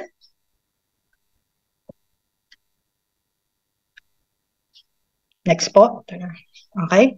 So, eto si Coptotormes dudleyi at saka si Coptotormes cyanocephalus. Ito yung yung most common drywood termites hindi lang dito actually sa Philippines, pati sa Asia, okay, sa tropics. Yung nakikita nyo na parang pellet, iyan po ay kanilang fecal matter. Pupo nila yan. Okay, dumi nila yan. Pag tinignan nyo yan sa microscope, hexagonal po yan. Meron silang invagination. Halimbawa, ano ba? Ito. Yung aking whiteboard eraser sa bahay. Nakikita nyo po. Meron siyang gilit yung kanyang pupo. Okay? Tapos ito, tandaan nyo, pag tinignan nyo yan sa microscope, minsan may nasasamang itlog dyan. Okay? May nasasamang itlog. Ayan, ganyan siya. Ito si Dudley, yung kanyang ulo, mas makapal, mas malaki, matigas, than kay Cyanocephalus. Ito si Cyanocephalus. Mas maliliit yung kanyang ulo. Tapos medyo nakaslant ng gano'n. Okay? Pero sa atin, hindi ganun ka bigat yung identification nila dahil pareho namang silang nasa loob ng wood. So hindi na tayo para, oy, si Cyanocephalus to, oy, si Dudley ito. Hindi tayo ganun ka-specific. Hindi katulad sa subterranean. Si subterranean, kapag macro tumira, hanapin nyo na yung punso. Pag si Copto naman, hanapin nyo buong bahay. Kapag si micro, hanapin nyo kung meron pang mga secondary nest. Kapag si nasut, tignan nyo yung mga puno, baka meron sa puno yan. Okay? Pero si bukbok or si unos, ganyan lang. Pag alam natin, nakita natin yung parang dumi niya, automatic bukbok sa atin yon. Okay? So, ito yung kanyang size at saka length ng dumi, no? Kaya maliit, Maliit talaga. So, ito, pag dignan nyo yung representation, parang si Cyanocephalus, 3 nung dumi na yon, mga 1 mm, 2, 1 mm. So, definitely, mas malaki si Dudley. Okay, so Suder gates ito. Function as a worker which is capable of developing into a soldier, reproductive, or alates. Depende yan kung ano yung gonads niya, yung classification ng gonads niya. Okay? So, ito sa bahay po namin ito. Powder post beetle naman to. Another form ng structural pest. So, dalawa na yung na-discuss natin. Si subterranean at saka si drywood. Ito pa yung isa, si powder post beetles. So, hindi siya anay beetle nga siya eh. Okay, powder post. Paano natin malalaman kung powder post siya or bukbok or yung tinatawag na confusing yung mga words kung siya ay drywood. Okay? Minsan, para hindi tayo malito, pag drywood, ang local name natin, unos. Pag powder post, bukbok. Tagalog po kasi ako eh. Talagang dito lang ako taga Bulacan. Kaya sa akin, pareho lang yan. Bukbok ang lagi kong tawag. Anything na Actually, nung nasa Laguna na lang ako, nung nag-UPLB na lang ako, doon ko nalaman na si drywood, unos pala yung local name. Okay? Pero yon, bukbok siya. So, paano nyo malalaman which is which kung parehong bukbok ang sinabi sa inyo over the phone? No? Tapos mag-i-inspection kayo. Si drywood, para siyang pellet. Yung pinakita ko sa inyo sa kanya na may invagination yung kanyang poops. Pero si powder post, pulbos siya. Kadalasan yung sa kawayan, pag pulbos siya, yun, powder post beetles po siya, hindi siya anay. Okay? So, yan. Order niya, Coleoptera. Coleop, pinakita ba rito? Sige, hindi. Okay, Coleoptera siya kasi, isipin nyo yung, uang na lang. Alam niyo yung uang. Okay, yung uang, makapal yung balat niya, yung pakpak niya. Tapos sa ilalim, may manipis na pakpak. Ito, pantakip doon sa Kapag lilipad siya, bumubuka yun. Tapos, ito yung talagang magaan na lilipad-lipad siya sa ganyan. Ito, bumubuka. Meron po siyang ganyan. Okay? Merong 3 pamilya ng powder post beetle na economically important sa ating mga pest controller. Hindi ko sasabihin sa inyo yung mga species specific niya. Kasi sa powder post beetle pa lang, there are about 2,000 dito sa Pilipinas. So, madami yan. So, kina-classify lang natin siya as family kasi masyadong mahirap nang i-identify. Okay? Anobiidae, Bostrichidae, Lictidae. Second to termites in terms of damage. Adults may live up to a month. Okay? Yung adult nun. Okay. Second to damage. So, flower-like damage, powdery frost, pine wood dust. Yun yung tawag sa poops niya, no? yung social na version. Floor-like, powdery frost, fine wood dust. Basta sa atin, ang tawag natin, yung may pulbos. Yun na yun, ano? No? Adults can re-enter the infested spot. Halimbawa, eto, may butas. Okay? Bawa, ito. May butas siya dito. Ayan. Lumabas na si adult. Pwede ulit pumasok sa same spot. Ano? Pwede siyang pumasok. Okay? Ganon po siya. So, isa-isahin natin si Anobiidae. Ito yung pinaka-common na furniture beetle or common house borer. Laki, no? 2.7 to 4.5. Eggs hatch in 3 weeks. Highly dependent on moisture. Requires high moisture content, 13 to 30. Ano yung indication nito? Ito yung bukbok na kadalasan sa mga bagong furniture kasi mataas ang moisture content ng bagong furniture. Okay? Dig spaces near the surface but when about to pupate, nagre-resurface siya. Ganito siya. Halimbawa, ito yung plywood or kahoy. Bubutas siya, no? Okay? Pag bumutas siya, malalim. Okay? Malalim siya. Pero kapag mag-pupate na, I hope marami sa inyo, no, naka-attend na nung basic entomology na training natin dito sa PFP MOA. Kapag mag-pupate na siya, dun siya mag-pupate malapit sa taas. Para paglipad niya, mabilis siya. Maka-exit, ano? Can digest cellulose with staining fungi. Minsan makakakita kayo, no? Kaakibat or kasama ng bukbok, may fungus, may amag. Kasi nga mataas yung moisture content. Bostrichidae. Okay, this is the species commonly associated with bamboos and newly processed wood.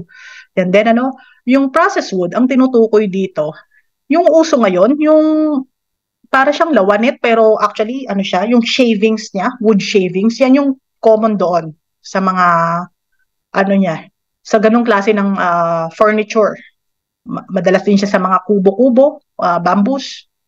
Heads are concealed in a serrated pronotum. Madali siyang ma-identify kasi pag tinignan niyo po siya sa microscope, ito, pronotum ang tawag dito sa part na ito, pronotum. Serrated, parang maaligas-gas, parang may tusok-tusok.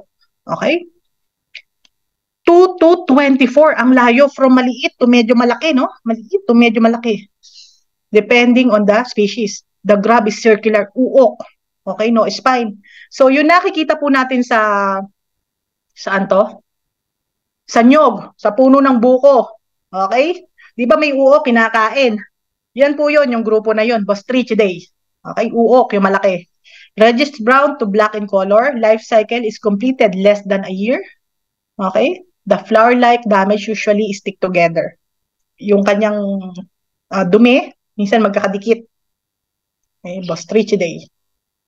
Next po, Lictidae. Life cycles varies from 6 months to 4 years, So, minsan, hindi na, mahirap mag-claim na yung nabili ko kasi may bukbok. Pwede kasing nakahawa yan. Baka meron iba pang furniture sa bahay na may bukbok talaga, nahawa lang yung bago. Ito yung klase ng bukbok na kaya ang hardwood. Okay? Ang nililay niya, 10 to 50 eggs per oviposition. Isang itlugan, yan yung dami. Can tolerate wood with low moisture content. Small and narrow, usually 1/16 to 1/4 inch. Okay? So, ito naman, tapos na tayo, na nakilala na natin lahat ng structural pests. Subterranean, na merong anim na species. Nakilala na rin natin yung, apat pala, yung economically important. Si drywood naman, may 2 na economically important. Tapos si powder post beetle, may 3 na grupo or families na economically important. Ito naman, punta na tayo sa parang second portion ng ating lecture, yung current termite management in the Philippines. Ito, may 5 group, soil treatment, baiting, termite dust, wood treatment, and physical methods. Okay?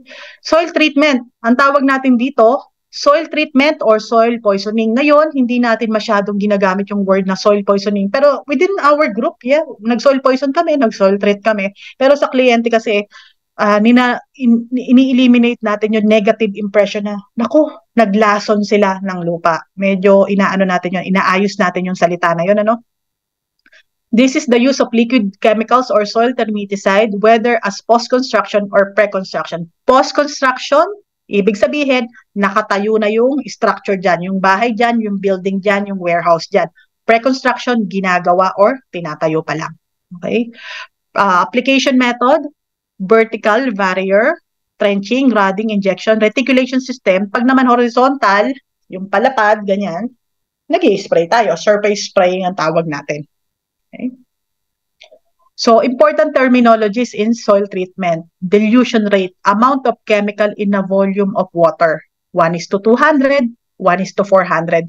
Usually, pag yung unang number, iyon yung chemical. Yung pangalawang number, yun yung diluent o kung saan nyo siya i-dilute sa tubig, kadalasan, di ba? So, 1, ibig sabihin, 1 liter. 200, 200 litrong tubig, 1 drum kung tutuusin, di ba? So, dapat yan, una, dapat kilala nyo yung drum nyo. Naka-experience ako na kaya pala ang mura nilang mag-quote, hindi pala, yung kanila palang drum ay 200 liters. Mali. So, minsan kailangan natin tignan yung part na yon. So, application rate, ilan yung ilalagay dun sa bahay na yon. Usually naman, pag termites, bago mag-quote yan, na-compute na yan ng manager or ng may-ari ng company, ilan yung gagamitin bago sumabak dun sa treatment, di ba? Amount of chemical solution to be applied in a perimeter or area, linear meter or square meter. Ito pala, mamaya pag diniscuss natin, aralin yung mabuti. Makinig kayong mabuti kasi nahandito ang inyong quiz. Okay? Application method. Ano yung method nyo? Spraying lang ba kayo? Imi-misting nyo ba siya? O magpa-power sprayer kayo or mag-i-inject kayo? Okay? Or pwede rin na baiting o magkukoring kayo or maghuhukay lang kayo. Yun ang tinatawag na application method. Okay, active ingredient, the substance that will act to control the pest. All have modes of action.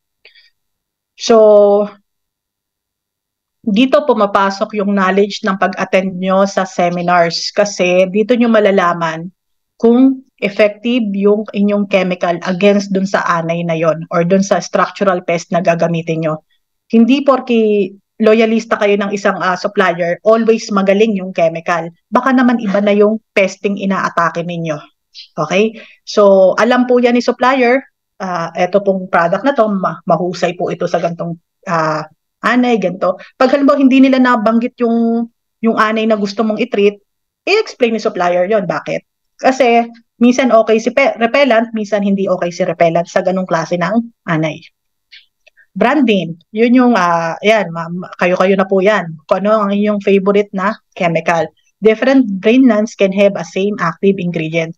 Pwedeng pareho ng active ingredient, pareho, magkaiba ng pangalan. Pero magkaibang supplier, Kasi minsan maglalaban kayo sa magaling yung produkto namin, yung pala, pareho lang naman kayo ng active ingredient. Okay? So, ito po yung mga example ng active ingredient. Familiar kayo, sure ako dyan sa Ito pala ang dilution rate, hindi kayo ang magde-determine yan. Nakasulat po yan sa label, nakasulat yan sa packaging. At si supplier, i-emphasize sa inyo yan, paulit-ulit kahit gasgas na sa inyo yung 20 ml per liter. Gasgas na sa inyo yung 1:133 or 133. Alam mo yun? Alam nyo na yan, pero kailangan yung alam yan. Always, nag-iiba-iba yan. Hindi lahat ng Fipronil ay 1:83 ang dilution. Depende po yan sa product, depende sa concentration ng active ingredient sa bote. Okay? Ito po siya, soil injection. Okay, no? Ito po yung standard 5 liters per linear meter. Okay? Kailan nangyayari nag-4 liters tayo? And is it acceptable? Yes. Nangyayari yung 4 liters kapag ang soil natin ang clay type. Minsan tayo ay nagsi-6 liters per linear meter kapag sandy type. Ito ay loam type ng soil. Okay? Ito po yung injector. Thank you, Pat, pinaganda mo yung PowerPoint presentation, So, ito yung soil injector, ini-inject. ito yung kanyang lalim. Etong itim na ito, yan yung butas na ginawa natin. Kung halimbawa sementado to, hindi natin sisirain yung buong semento para lang mailagay yung chemical. Meron tayong soil injector, magbubutas tayo. Ngayon, ito, 30 cm daw ang sabi between holes. Yan kasi yung maganda para alam natin na nagkikreate tayo ng barrier na tinatawag. Pero it doesn't necessarily mean na kailangan laging ganyan. Minsan, si kliyente ayaw ng madaming butas. Pwede tayo 1 to 2 meters as long as yung ating application rate ay tama. Yung 5 liters per linear meter. Okay? Butas natin ganon. Pero medyo ano yon, medyo mahirap i-ganon. Yung mag-barrier. Okay? Medyo matagal. O kaya minsan nasa saturate na to, yung dito hindi pa. Kaya minsan, dinadamihan natin ng butas. Ito ha, no kidding, I've experienced it. Manipis na manipis lang yung semento, testing namin to. Ginawa naming 30 cm yung butas. Kung talagang ang gusto namin makita, lumusot dito yung chemical eh. Alam nyo kung ano nangyari? Nagdire-diretso yung butas kasi flooring lang, testing lang yan. Flooring na sinemento lang namin. Nagdire-diretso yung crack. Okay? So, tignan nyo rin kung papayag. And another thing na kailangan nyo i-consider when it comes to drilling, kausapin nyo yung may-ari kung payag silang mag-drill doon. Baka tamaan nyo ay linya ng tubig or linya ng kuryente. Okay? Calibrate tools to deliver exact amount of chemical. Use of liquid flow meter. Ngayon kasi, ang mga soil injector natin, improvise lang, ano? Pinafabricate lang natin. Tapos may butas. Yung butas, kadalasan 1 mm. Minsan nakakita ako ng dulo ng injector. Ito. Ang butas, ganon. Meron isa pa ganon. Meron dito. Meron pa ganon. Okay, depende yan sa inyo. Okay, as long as yung application rate tama. Okay? Tawag dito. Kapag nagbubutas na ganyan, merong mga technician na pagkalagay ng ganyan, pag-inject niya, lipat na kagad siya sa susunod na butas. Meron naman technician, naglagay ng injector na ganyan, nag-cellphone pa muna. Tapos pinatay sa kalumipat. So, ika-calibrate nyo. Yun lang ang ibig sabihin ng calibrate tools. Okay? Minsan kasi yung technician, nagdidepende yan kung paano siya kabilis. Basta ang pinag-uusapan natin dito, application rate. Doon tayo, stricto. Ilan ang nilagay mo doon? Saka minsan kasi kahit sabihin natin na ma'am, yung technician po na yan, mga 1 minute siya kung maglagay, nakababad yung injector. Pero pagdating dito, maganda pala yung pagkakatiktik, hindi aabot ng 1 meter yan, aapaw po yan. So tignan nyo pong mabuti. Kaya dapat pagdating sa soil injection, may presence of mind, hindi yung parang nakaw, may kasunod pang ititreat eh. Kaya kailangan madaliin to. Nagkaka-loko-loko kasi pag ganun eh. Okay? Alam ko na mayroon kayong mas magagandang version nito. Okay? Ito ay yung normal na ginagamit sa spraying. Gasoline run, power sprayer. Merong electric run. Mas gusto po ng iba yun kasi mas tahimik. Ito maingay. Okay? Tapos ginagamit din to sa mangga pag nag-i-spray. Okay? So, yan yung pinaka-common. Okay? Ito po example, dinril sa loob ng bahay, in-inject. Okay?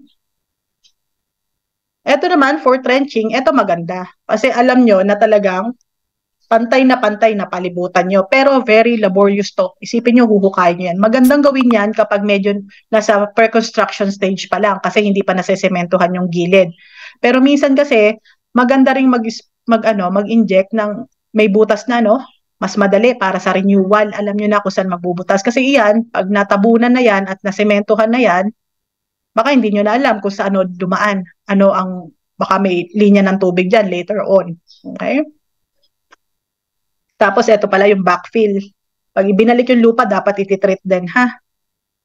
Okay. So, ito naman yung horizontal barrier. Ito yung sinasabi ko sa inyo na kapag dapat friendship kayo with the contractor. Huwag niyong aawayin ng contractor niyo. Kasi baka mamaya maka-experience kayo ng contractor na dahil salbahe kayo sa kanya, bigla kayong tatawagan, oy, nandito na mixter, papunta ka na ng bataan mo. Papunta ka na ng mga boys mo dito. Mag-spray na kayo. Nasa ibang site kayo. Ay, lagot na. Hindi kayo friendship with the nun. Okay? Kasi, syempre, mixer yun eh. May bayad yan. Hindi yan pwedeng, bukas po kami. O, diba? Depende sa usapan niya, pero friendship, importante yan. So, kailan kayo nag-i-spray ng pang pre-construction na horizontal barrier? Bago maglatag ng flooring. Okay? Bago maglatag ng flooring. And dapat naka-in-place na rin minsan yung reticulation pipes. Kasi kung hindi, may malulugi kayo kasi pabalik-balik kayo doon, spray kayo ng spray, hindi pa pala tapos yung trabaho. Pero meron naman kasing malalaking project na portion by portion. Depende yan sa magiging agreement nyo eh. Okay? Kaya kailangan talaga ang ocular. Hindi porke sinabing, sir, pa-quote ka rito, 500 square meter to, bodega po gagawin namin. Baka mamaya, 2 taon pala yung project proposal dun eh. Di, balik ka ng balik, di ba? Talo ka nun sa tao. Talo ka sa overhead nun. Okay? So, ito yung horizontal. Ini-sprayan mo yung buong surface. Vertical, yung pinaka-gilid niya. Okay?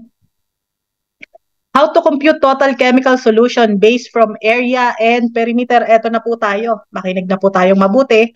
Tapos, tignan nyo rin kung, actually may technique kayo eh. Yung presentation nga na to, iba technique ko eh. Pero ito ang i-discuss ko kasi ito yung nasa presentation ngayon. Okay? So, ito yung,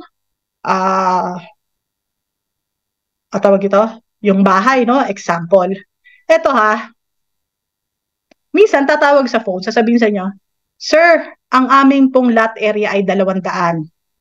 Pero ang bahay po namin, 50 lang. 50 square meter lang po ang bahay namin. Yung pinaka first floor. Pero 3 floor pala siya. Kaya ang naging floor area ay naging 150. Ito yung tanong ko sa inyo. Saan kayo magbe-base ng inyong treatment? Ng inyong computation? Sa 50? Sa 150? Or sa 200? Na lot area. Ito naman advice ko lang sa inyo. Mag-treat kayo sa lot area, wag sa floor area. Wag din dun sa area lang ng first floor. Sa floor area kayo. Sa lot area kayo. Kasi kapag nahandun na kayo sa site, most likely patitira din yan sa mga boys nyo, yung may-ari ng bahay. So, lugi kayo kapag nag-base kayo sa 50. Okay? Doon kayo lagi sa lot area. Safe na side yun. Para kapag sinabi tsaka pag nandun kayo, pero mo, kalahati to, 1 day kayo sa isang bahay. Ba't hindi template yung pader ko? Ito lang ang usapan natin, bahay lang O, diba? Hindi ganon. Okay. Area of square. Paano ba kinukuha ang square? Length of width. And, length times width pala. Length times width. Okay. Length times width. Okay? Length times width. Area ng triangle, length times base divided by 2. Okay? Paano makukuha yung length? Yung pinaka-tip. Tapos sa baba, yun yung base. Kaya nga, length times base. Ito, madali naman. Google nyo lang yan. Makikita nyo na, tawag dyan, formula. Makukompute nyo na yan. Trapezoid, hindi square na square or hindi rectangle na rectangle. With A, ito po, yung taas kasi iba yung size niya sa with B. Tapos yung length, dito kinukuha yan. Taas, tapos sa baba, katulad nitong sa triangle. Times length, divided by 2. Ay, linawin ko. With A, times with B, divided by 2, saka mo pa lang siya ita-times sa length. Okay. Total solution in liters, area in square meter, times application rate. Okay. Total chemical bottles needed. So, yun, total solution in liters, tapos dilution rate. So, how many liters? And solution are needed to treat this flooring. Yung length niya ay 15, yung kanyang width ay 10. Ang application rate ng bote, ng chemical nyo, 5 litro per square meter. So, ang dilution rate niya, 1:100. So, ganito lang yan. So, kunin nyo yung area. I-multiply nyo yung 15 sa 10. So, anong sagot? 150. Total solution needed to treat the flooring, yung pinaka-surface niya, yung area niya, 150 square meter, i-multiply nyo sa 5 liters per square meter. Yan, ganyan. So, ang sagot nyo, 750 liter solution. Ang dilution niya, 1:100. So, ilang bote ang kailangan nyo? Anong sagot? 7.5, di ba? Tama. Nakuha nyo? Simpleng-simple lang. Ulit ha. Yung length at width, i-times nyo. Tapos, i-times nyo dun sa application rate, 5 liter per square meter, 750 liter solution, 7.5 liter ng chemical, ng bote ang kailangan ninyo. Okay? So, kapag naman square or rectangle, A plus B plus C plus D. Okay? So, perimeter of triangle, A plus B plus C. Trapezoid, i-add lang. Basta yung bawat sides, i-add nyo.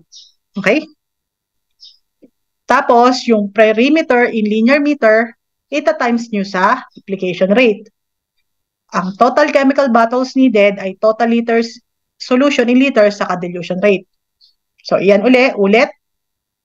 Perimeter, length times width times 2. Okay? Length plus width times 2 pala. I-add nga times mo sa 2. So, 15 plus 10 times 2, 50 meters or 50 linear meters. Total solution needed to treat the perimeter, yung perimeter mo, ita-times mo sa application rate. So, ang sagot, 250 liter solution. Tapos, total chemical bottle, total solution, yung 250, i-divide mo sa 100. 2.5. Okay? May shortcut dyan. Actually, pag magsusukat kayo, ito actual pero ito, for the sake lang ng quiz natin mamaya, medyo tignan nyo yung process na kung paano kinumpute para madali nyo makuha. Kasi, in actual, baka hindi kayo magganyan. In actual, paano tayo nagtitreat? Isang shortcut. Yung meter stick natin, bilang ka ng 20 meters. Okay? 100 liter solution yon. Diba? Kada 20, isang drum. Kung assuming na 100 yung drum ha, 100 liter solution yung capacity ng drum nyo. So, yun yung shortcut. Kada 20 mo, isang drum to. Lumiko ng bahagya, tapos medyo may konting poste, umikot ka ng ganon. Hindi kasi pantay Hindi naman siya trapezoid, hindi siya square. Medyo may corner ng ganon. So, 20 uli, linear. Yun, isang drum uli. Gets nyo ako? So, yun yung shortcut natin as technician. Pero dito, for the sake of presentation, ito yung mas parang academic na style, So, meron tayong length, meron tayong width. I-add natin sila, ita-times sa 2. Tapos, yun yung makukuha natin yung linear meter, ita-times natin sa dilution rate. Ito sabi ko sa inyo, nagbabago yung 5 liters, depende sa nakasulat sa label at depende sa sitwasyon nyo dun sa kliyente. Tapos, yan yung solution nyo. Nagets po ba? Nagets po ba? Kailangan nyo pang tignan yung kabila. Ito ay sa linear meter. Ibig sabihin sa paligid lang tayo Horizontal to application. Okay? Balikan ko. Okay? Horizontal.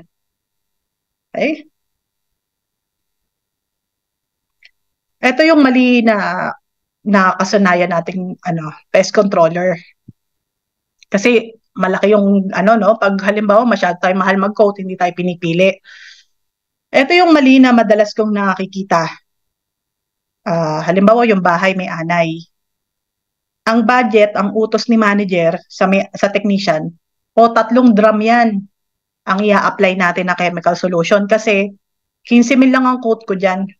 Okay. So, dun sa computation, hindi isinasama minsan ng nag-quote yung inside, yung surface. Kasi ang katwiran nga, hindi naman natin bubutasan yan. Nagets nyo ko? Ang ilalagay lang, 3 drum, ibubuhos sa gilid. Tapos, magtitira ng kaunti na 1/4 pang loob. Okay. Pero dapat, sinasama din yung loob. Lalo na kung may anay na, kung preventive na. Okay. Ano pala, hindi preventive. Kung iyan ay infested na, kasama sa loob. Kung kayo ay nasa maintenance stage, ilalagay nyo siya dito sa labas.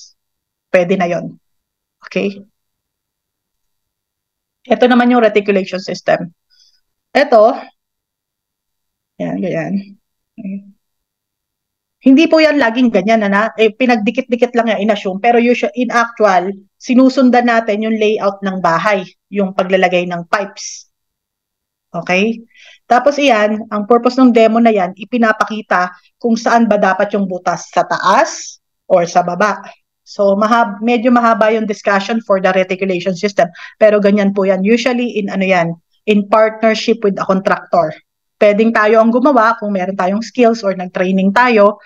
Pero lately, mas madalas pa rin ako nakakakita sa mga engineers ko pa rin yan nakikita sila naglalagay tapos pumapasok lang sa technician. Also, when it comes to reticulation system, knowledge of the chemical is very important. 11:30 na. Very important kasi pwedeng magbara yung ating mga tubo. Okay. So, minsan yearly naglo-load po sila. Sir Pat, Sir Almar, Red, pag over the time na ako. Paki-remind ako. Okay? Soil termiticide, an insecticide specifically formulated for termite. Characteristic of termiticides, high soil binding capacity, low leaching, ibig sabihin hindi ka agad siya tumatagos. Kasi minsan concern yan, naku, may linya kami ng tubig rito, papasok ba siya? Low leaching, ibig sabihin kung saan mo lang siya in-apply, dapat nandun lang siya, nagbabind siya. Low leaching, hindi siya has contact toxicity and repellency, different modes of action. Minsan non-repellent, may mga different mode of action siya. Ito yung soil leaching test. In-apply yung chemical dyan, may lupa po dyan sa loob. Tinitignan dito sa baba na bottles na ito kung tumulo dyan yung chemical. Okay? Ito naman yung soil studies vertical penetration. Hanggang saan siya umaabot yung spread ng chemical. Kasi ang spreader natin yung water, di ba? Okay, hanggang saan siya? At tinitignan dyan kung equal yung pag-spread. Kasi bahal mo, dito ka nagtusok, baka naman nandito lang yung active ingredient, tapos yung tubig nag-leach na, pero yung chemical na handito lang. Yan yung purpose niyan. Hanggang saan yung spread ng active ingredient. Ito yung example ng tinatawag namin. Ang tawag namin dito, pag arena test, nasa Petri dish, tinitignan namin usually yung yung tinatawag na domino effect, kung nagpa-pass on siya. Ito, field test na po ito. Okay? So, actual bioefficacy trial conducted by Corvallis Pescon and Research Services, para sa wood preservative. Ganyan po ang trial. Okay? Depende po yan sa naging agreement, pero ang chemicals ay dapat 3 years, pumasa siya dyan. Ito po yung lagi kong sinasabi kapag nagbibigay ng quotation. Una, sa business side, kailangan nating i-assure si kliyente na 3 years yan. Pero as researcher po, kami po, 3 years kasi kailangan naming 3 years ma-prove na okay yung termiticide para ma-aprobahan po siya ng FPA or ng FDA. Okay? Pero yan po ay field test. Kahit nakikita nyo nakatayo siya dyan na maganda ang pagkakapresent, in actuality, lalo kayo na pest controller, ang tawag po sa lab test pa rin ang tawag namin dito. Pero sa inyo, field test na po yan. Kami, minomonitor namin ang tindi ng data gathering namin para sa gantong setup. Pero po kayo, as pest controller, every 3 months lang kayo, minsan bumabalik, spraying lang, So, dito, nire-record namin lahat, moisture content, init, lahat, nire-record namin. Kayo, hindi. Ngayon, kapag yung isang kliyente nyo, nag-submerge na sa baha, binaha sila, may possibility, may deterioration na mangyayari. Tapos minsan naman, yung kliyente nyo biglang nagpa-renovate. Okay? Nagpa-renovate. Nagkaroon ng extension yung bahay. Definitely, nasira yung barrier nyo. Kaya nyo po ba nasabihin na, hindi, effective yung chemical namin kasi sabi ng mga researcher namin, ng mga supplier namin, 3 years daw yan sa soil. Yeah, 3 years siya. Pero yung application, nag-iba na. Okay? So, isipin yung mabuti yung magiging warranty period. Usually, 1 year lang naman, acceptable na. Pero yun po yung reason doon. Hindi dahil ang warranty nyo ay 1 year, ibig sabihin 1 year lang yung galing ng chemical. Meron changes yun. Inaalalayan lang din natin yung kliyente. Kasi baka ma-overpromise tayo sa kanila. Like, naku, si Bipentrin, tumatagal daw yan sa lupa ng 15 years. 15 years, possible po talaga yun. Okay? Pero baka naman wala nang nangyari doon sa bahay, Minsan din man lang nagdamo or naglinis yung helper. Okay? So ito yung toxicity test, bioefficacy trial to test mortality response of termiticide in different concentration and determine median lethal doses, topical, okay? I missed this part na nagta-topical test. Tinetest namin yan, yung LD50 and LC50, lethal concentration and lethal dose. Okay?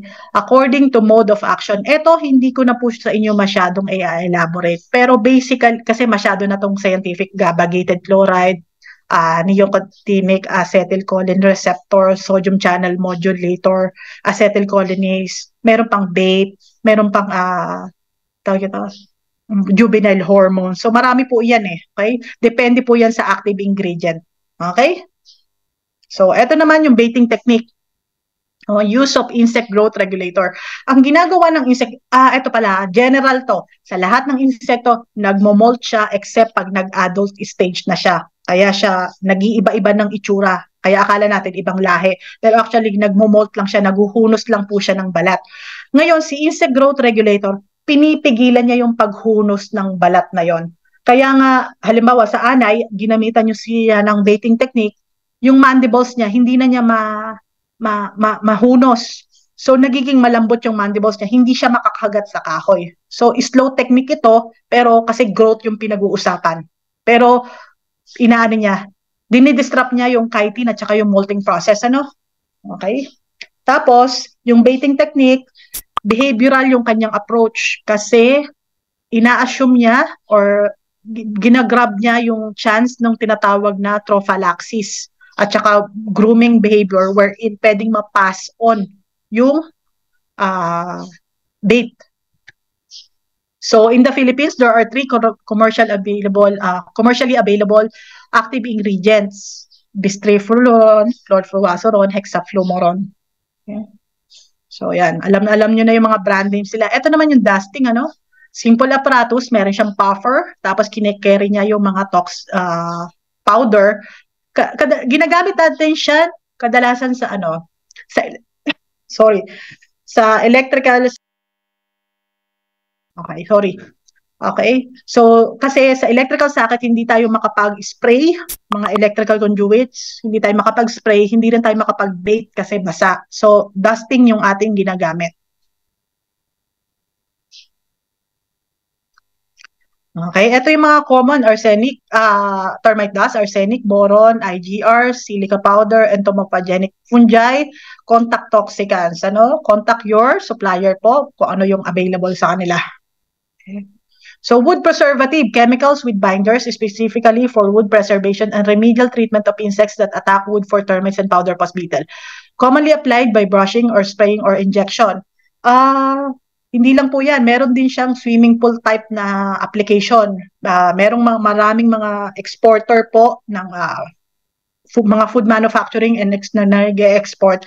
Meron na talaga silang swimming pool, yung kanilang mga paleta, nilulubog nila doon sa termiticide para pag ship out, walang bukbok or walang kasamang insekto yung kanilang mga paleta.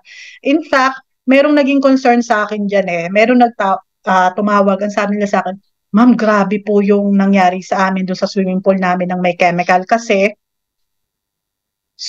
parang sirado po yung chemical na galing sa supplier kasi may amoy." Yun pala, ang ginagawa nila doon sa swimming pool nila, nag-load dito ng solution, inilubog si paleta, ship out, lubog si paleta, hindi sila nagpapalit.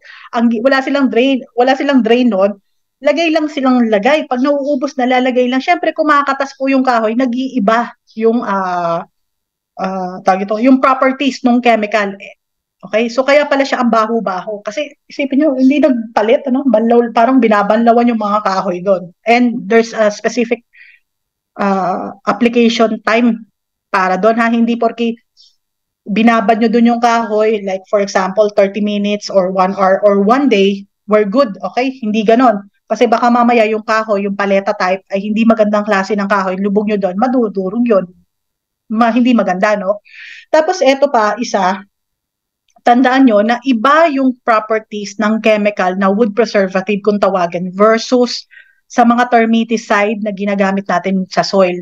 Si termiticide, dinesign yung kanyang formulation para mag-adhere sa soil for a long time. Kasi Hindi pwedeng, hindi siya parang GPC na weekly or every 3 months nag-i-spray. Usually yearly lang pag-a-apply. So dapat matagal siya doon. Pero si wood preservative, hindi siya palaging matagal. Why? Kasi ibig sabihin matagal mahina siya compared kay termiticide kasi si wood preservative ay above ground technically. Kunwari furniture yung tinitreat, may exposure sa tao. So may tama yan sa safety, no? Hindi lahat ng matapang, magaling ay ina-approve sa FDA. In fact, kahit si manufacturer, wow, ang tapang nito. Akala nyo, oh good yun? Hindi, out yun. Kasi masyado siyang toxic sa tulad natin sa tao. Ang orientation ng lahat ng chemical laging based sa safety ng tao. Hindi minsan sa galing ng produkto. Ang tinetest lang ay kung talagang nakakamatay yan at what dose. Pero pag safety na pinag-usapan, ang orientation ng ating gobyerno, safe ba yan sa tao? Okay? So laging ganun ang ating way.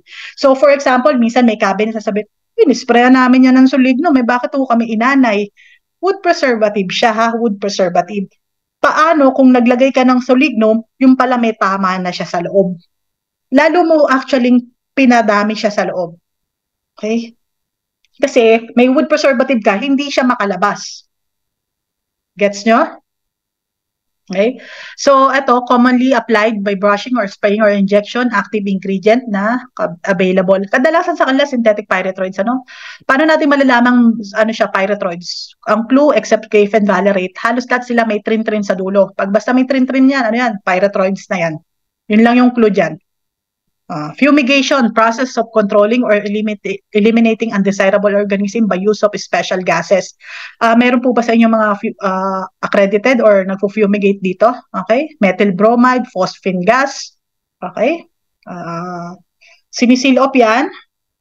Tapos, may number of days. 7 days, depende sa product yan. Usually po 7 days. Para mamatay ang mga bukbok bago i-ship out yan. Or ginagawa rin yan pagdating sa bansa.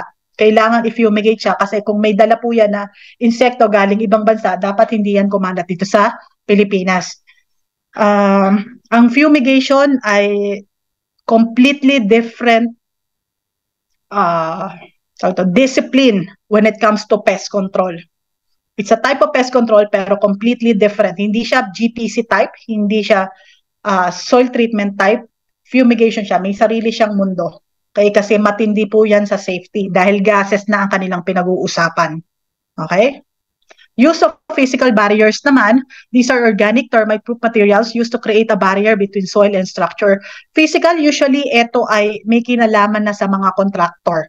Pero magandang alam po natin to as pest controller para pagdating doon, hindi tayo eengot-engot sa harapan ng contractor natin at ng kliyente. Etong nasa taas, termite blanket ito, usually PPE lang po ito. May certain thickness lang po yan. Alam naman natin, common knowledge yan sa atin, na ang plastic napakatagal sa environment, 20 years or more. Kaya nga 'di ba, tinatry na natin na maging yung environment friendly. Okay? Pero iyan ay basta wag lang masisira, mahirap 'yan i-penetrate. Okay? Ito naman yung mga ant caps. Okay? Actually, ang ant caps, ito for example yung stamp, usually sa trees yan sa ibang bansa yan, ant caps. Ito kasi pag hiniwa po ito, may sugat siya, Pag may sugat siya, gustong-gusto po yan ng bukbok at saka ng borer ng stored product insect na i-penetrate dan dito. So, ang ginagawa, tinatakpan. Yun yung tinatawag na ant caps. Okay? Usually, galvanized steel yan. Ito, ant caps ito, kaya lang squarish type. Pero ginagano yan. Sa trees, required yan kadalasan. Pero kapag concrete, hindi masyado. Steel mesh, ito, para hindi makapasok yung anay. Merong, may sukat po yan. Okay? Para hindi makapasok. Etong lahar barrier, ito yung project ni Dr. Akda. I'm not sure kung nakaset up pa yan dun sa forestry. Pero yung bahay po na yan, alam nyo yung lahar? Pag tinignan nyo po yan sa microscope, tusok-tusok yan, yung lahar na yan. Parang ang soft-soft yan, di ba? Pag hinahawakan natin siya. Pero tignan nyo sa microscope, tusok-tusok po yan. So ang anay, pag nag-pass through, nasusugatan. Okay? So pantay na pantay yan. Okay? Repair and modification. Okay? Sealing entry points, yan. May sealant din, ano? I-reduce nyo yung moisture content ng lugar. Tapos, syempre, kapag alam nyo na contaminated, or infested pala yung isang infested yung isang area, i-dispose na natin. Minsan nga pag bukbok ang problema natin, powder post beetle or dry wood, minsan instead na mag-spray tayo, di ba, nire-recommend natin kay kliyente na, Sir, ma'am, palitan nyo na lang po yung plywood nyo na yan, yung portion lang na kisame na yan. Tapos saka nyo po kami tawagan pagka po na-sprayan na. Kasi po right now, kailangan na natin tanggalin yan. Una, hindi na siya safe kasi butas-butas na rin, baka po bumagsak na rin. Mas safe po na tanggalin na lang, palitan, then saka po namin i-sprayan. 'Di ba? Ginagawa natin 'yon. Okay? Tapos yung sealant, meron nun dati, actually sa atin to sa UPLB gymnasium, yung ilalatag para sa basketball court, kahoy na imported. Minake sure yung flooring nun sinilan kasi nga baka may crack yung flooring pumunta dun sa baseball court na yon. So yon. Eto, tawa po kami ng tawa dito kasi parang there's something, spot the difference to no? There's something wrong sa picture na to. Pat, promise sa susunod pagpalitin natin yung picture. Ako yung bubuhat ng nest tapos ikaw ang mag-demolish siya. Parang maskulado ako rito Okay, so importante ito na tinatanggal, ma-identify natin yung nest at saka yung mound niya, no? Pero minsan nangyayari po sa atin to sa mga kliyente na nandito yung bahay ng kliyente pero yung nest nasa kabilang bakod. Try nyo lang, kausapin nyo, pwede po bang i-demolish yan? Kasi total, ang warranty natin, pwede dun sa bahay na yon. Baka masyado tayong strict ba sa payment na, hindi namin pwedeng galawin yan, hindi naman kasali sa kontrata. Yan ang nagkukos ng problema dun sa ano nyo So, i-trip na natin, kausapin natin. Huwag lang kayo mata-trespassing, ha? So, hindi porke natanggal nyo na yung mga bahay, good na kayo. Always remember, ha? Sa negosyo natin, inspection and monitoring, malaking factor yan. Okay? So, use of termite-proof materials instead na plywood, aluminum, usong-uso yan ngayon. Minsan, hindi na naglalagay ng hamba na kahoy. Diretso, semento na, tapos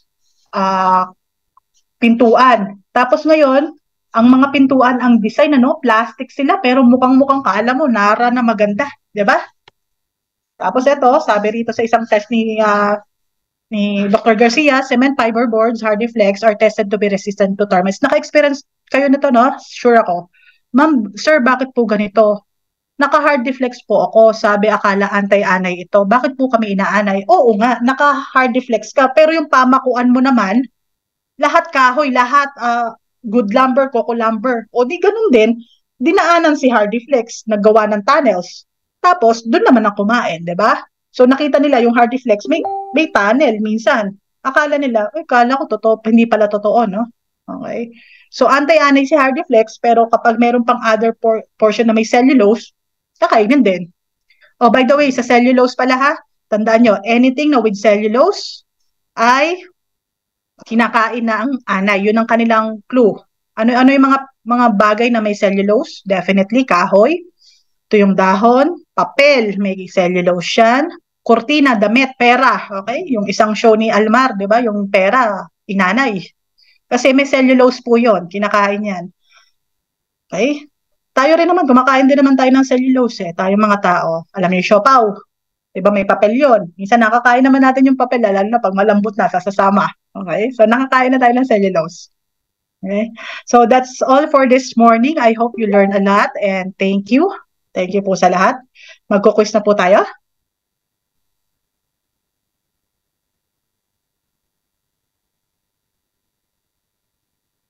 Ating mga, nasa na po? Wala kang audio, Pat. Siopaw na may papel, ito ba yun?